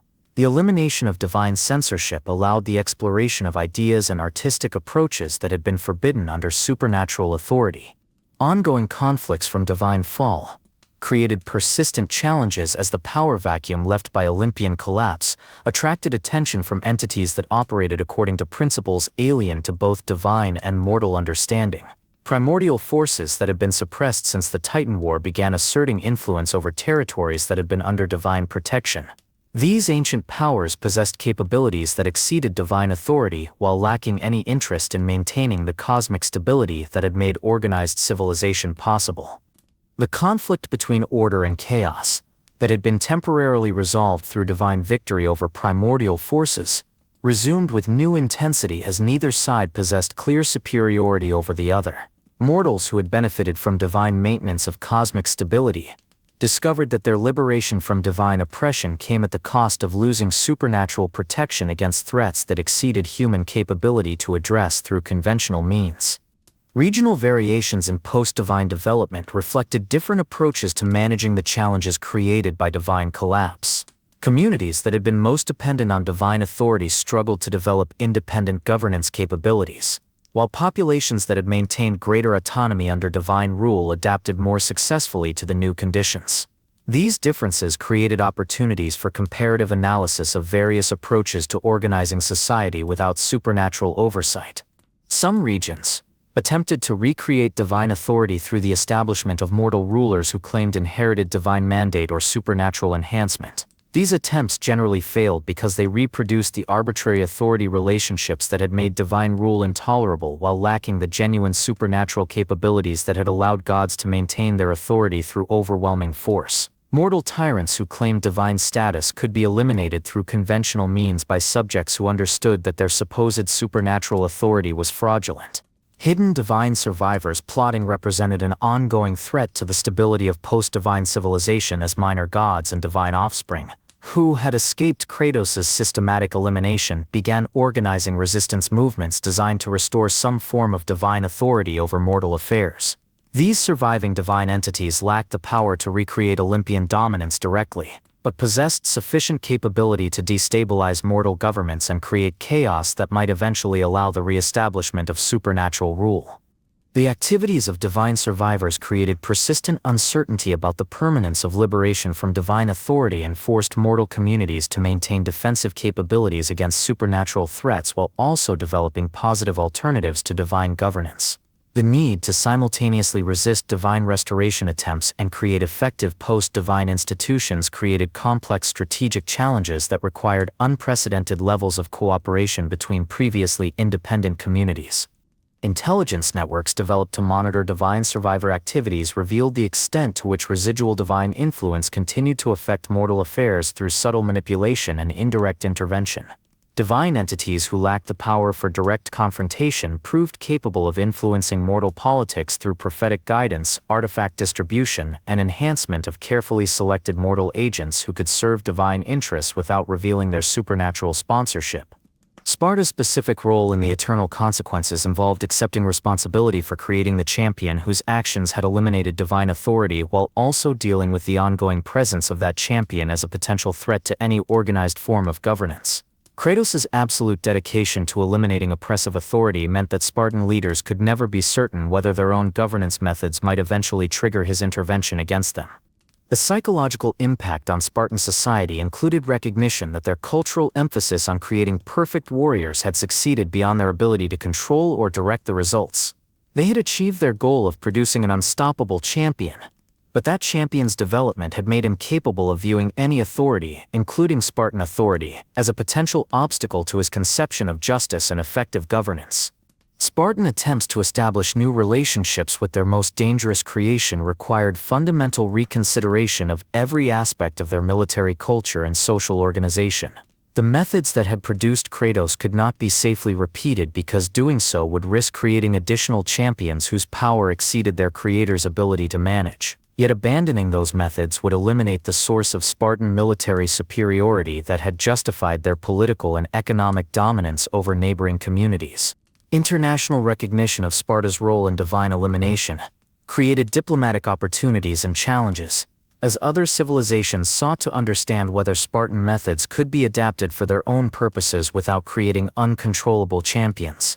The desire to benefit from Spartan military innovations had to be balanced against the risk of producing warriors whose development might eventually threaten their creator's authority and survival. The eternal consequences established that the elimination of divine authority represented a permanent transformation in the nature of cosmic governance rather than a temporary disruption that would eventually be resolved through the restoration of traditional supernatural hierarchy. The precedents created by successful resistance to divine rule would influence every subsequent attempt to organize authority relationships at every level of existence. Future forms of governance would need to incorporate mechanisms for accountability and consent that had been unnecessary under divine rule, because divine authority had been assumed to be naturally legitimate, regardless of its effects on those subject to its decisions. The post-divine universe operated according to principles that required authority to justify itself through results rather than claiming legitimacy based on tradition or superior power alone. The legacy of divine elimination would persist, as long as conscious beings possessed the intelligence and determination necessary to resist arbitrary authority when that authority failed to demonstrate its legitimacy through beneficial service to those it claimed to govern. Modern discoveries reshaping understanding emerged as archaeological evidence began revealing the true scope of destruction that had resulted from Kratos' systematic elimination of divine authority. Excavations throughout Greece uncovered layers of devastation that exceeded anything previously attributed to natural disasters or conventional warfare. These findings forced historians to acknowledge that their understanding of ancient events had been fundamentally incomplete, based on fragmentary records that had failed to capture the cosmic scale of the conflict between gods and their ultimate nemesis. Physical evidence of divine elimination included artifacts that retained traces of immortal essence, weapons that had been designed specifically for killing supernatural beings, and architectural remains that showed damage patterns consistent with forces that exceeded any known natural phenomena. These discoveries provided confirmation that mythological accounts of god-killing had been literal historical events rather than symbolic representations of cultural transformation or natural catastrophes. The systematic nature of divine elimination became apparent through analysis of artifact distribution patterns that revealed Kratos had pursued a coordinated campaign designed to eliminate divine authority in the most efficient order possible. Archaeological evidence showed that divine deaths had followed strategic rather than random patterns, with each elimination designed to weaken remaining opposition while strengthening the god-killer's capabilities for subsequent confrontations. How past events influence present conditions became clear as researchers recognized that many apparently inexplicable aspects of contemporary reality could be traced directly to consequences of divine collapse that had been reverberating through cosmic systems for millennia. Natural phenomena that seemed random or chaotic often followed patterns established during the period when divine oversight of cosmic functions had been systematically eliminated through supernatural warfare. Environmental instabilities that had persisted since ancient times reflected the ongoing absence of divine management for cosmic systems that required supernatural oversight to function predictably.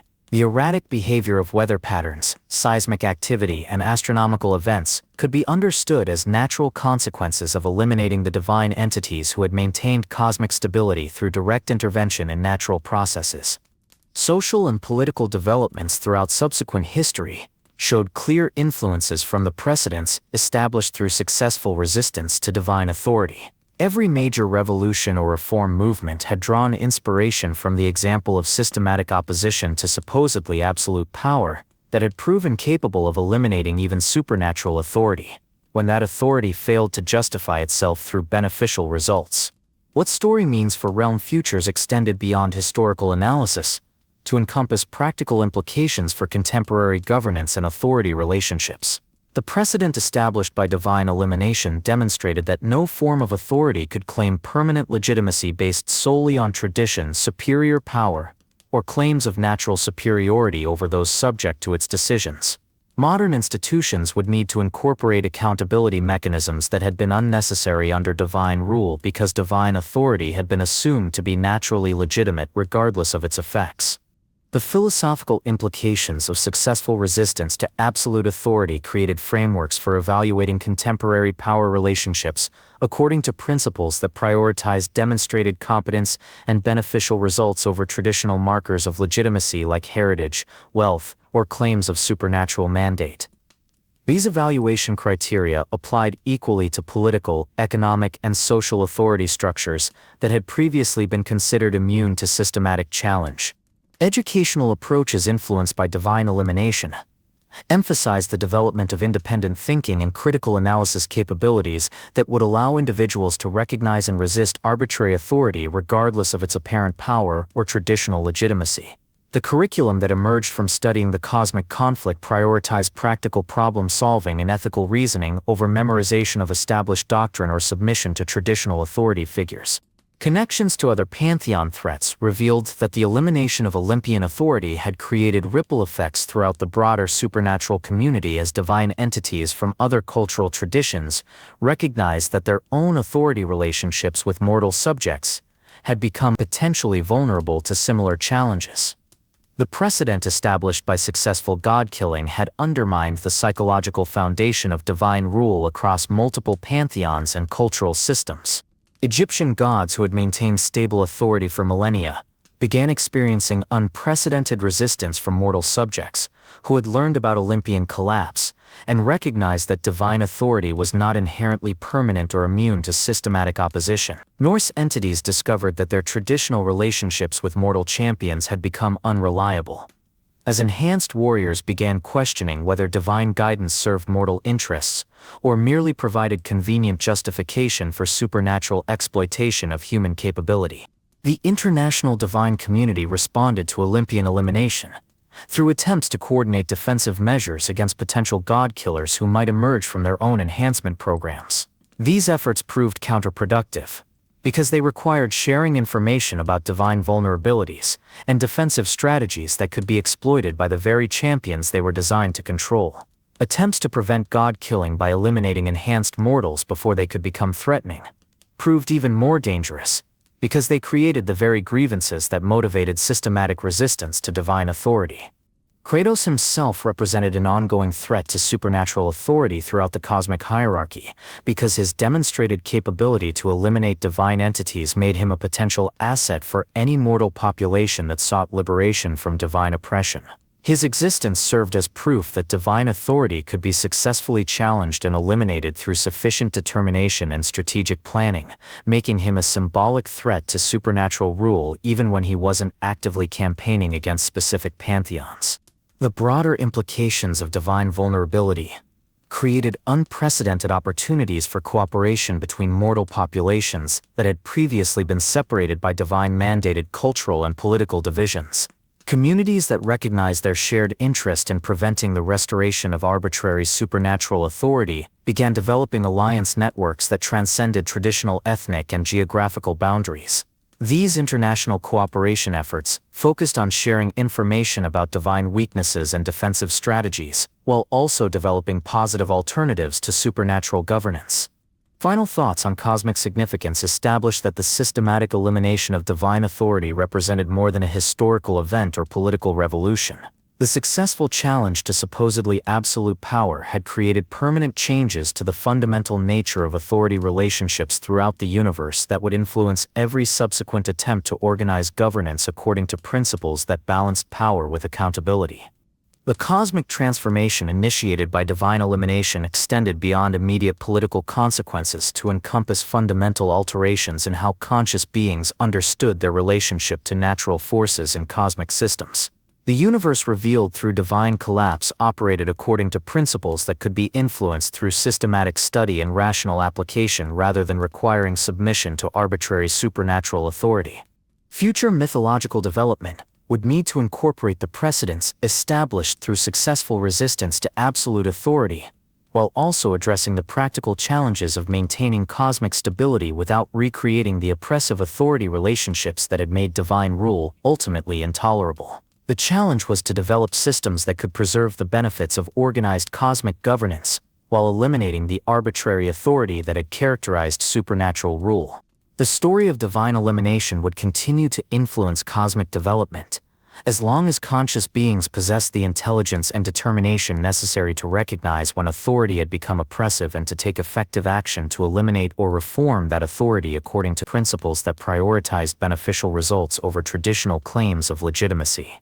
The brutal fall of Sparta represented not just the destruction of a single city, but the culmination of cosmic forces that had been building since the first moment when enhanced mortals began questioning whether divine authorities served their interests or merely exploited their capabilities for supernatural purposes. The perfect warrior had achieved perfect victory, eliminating not just his enemies but the entire framework of arbitrary authority that had created the conditions requiring such extreme measures.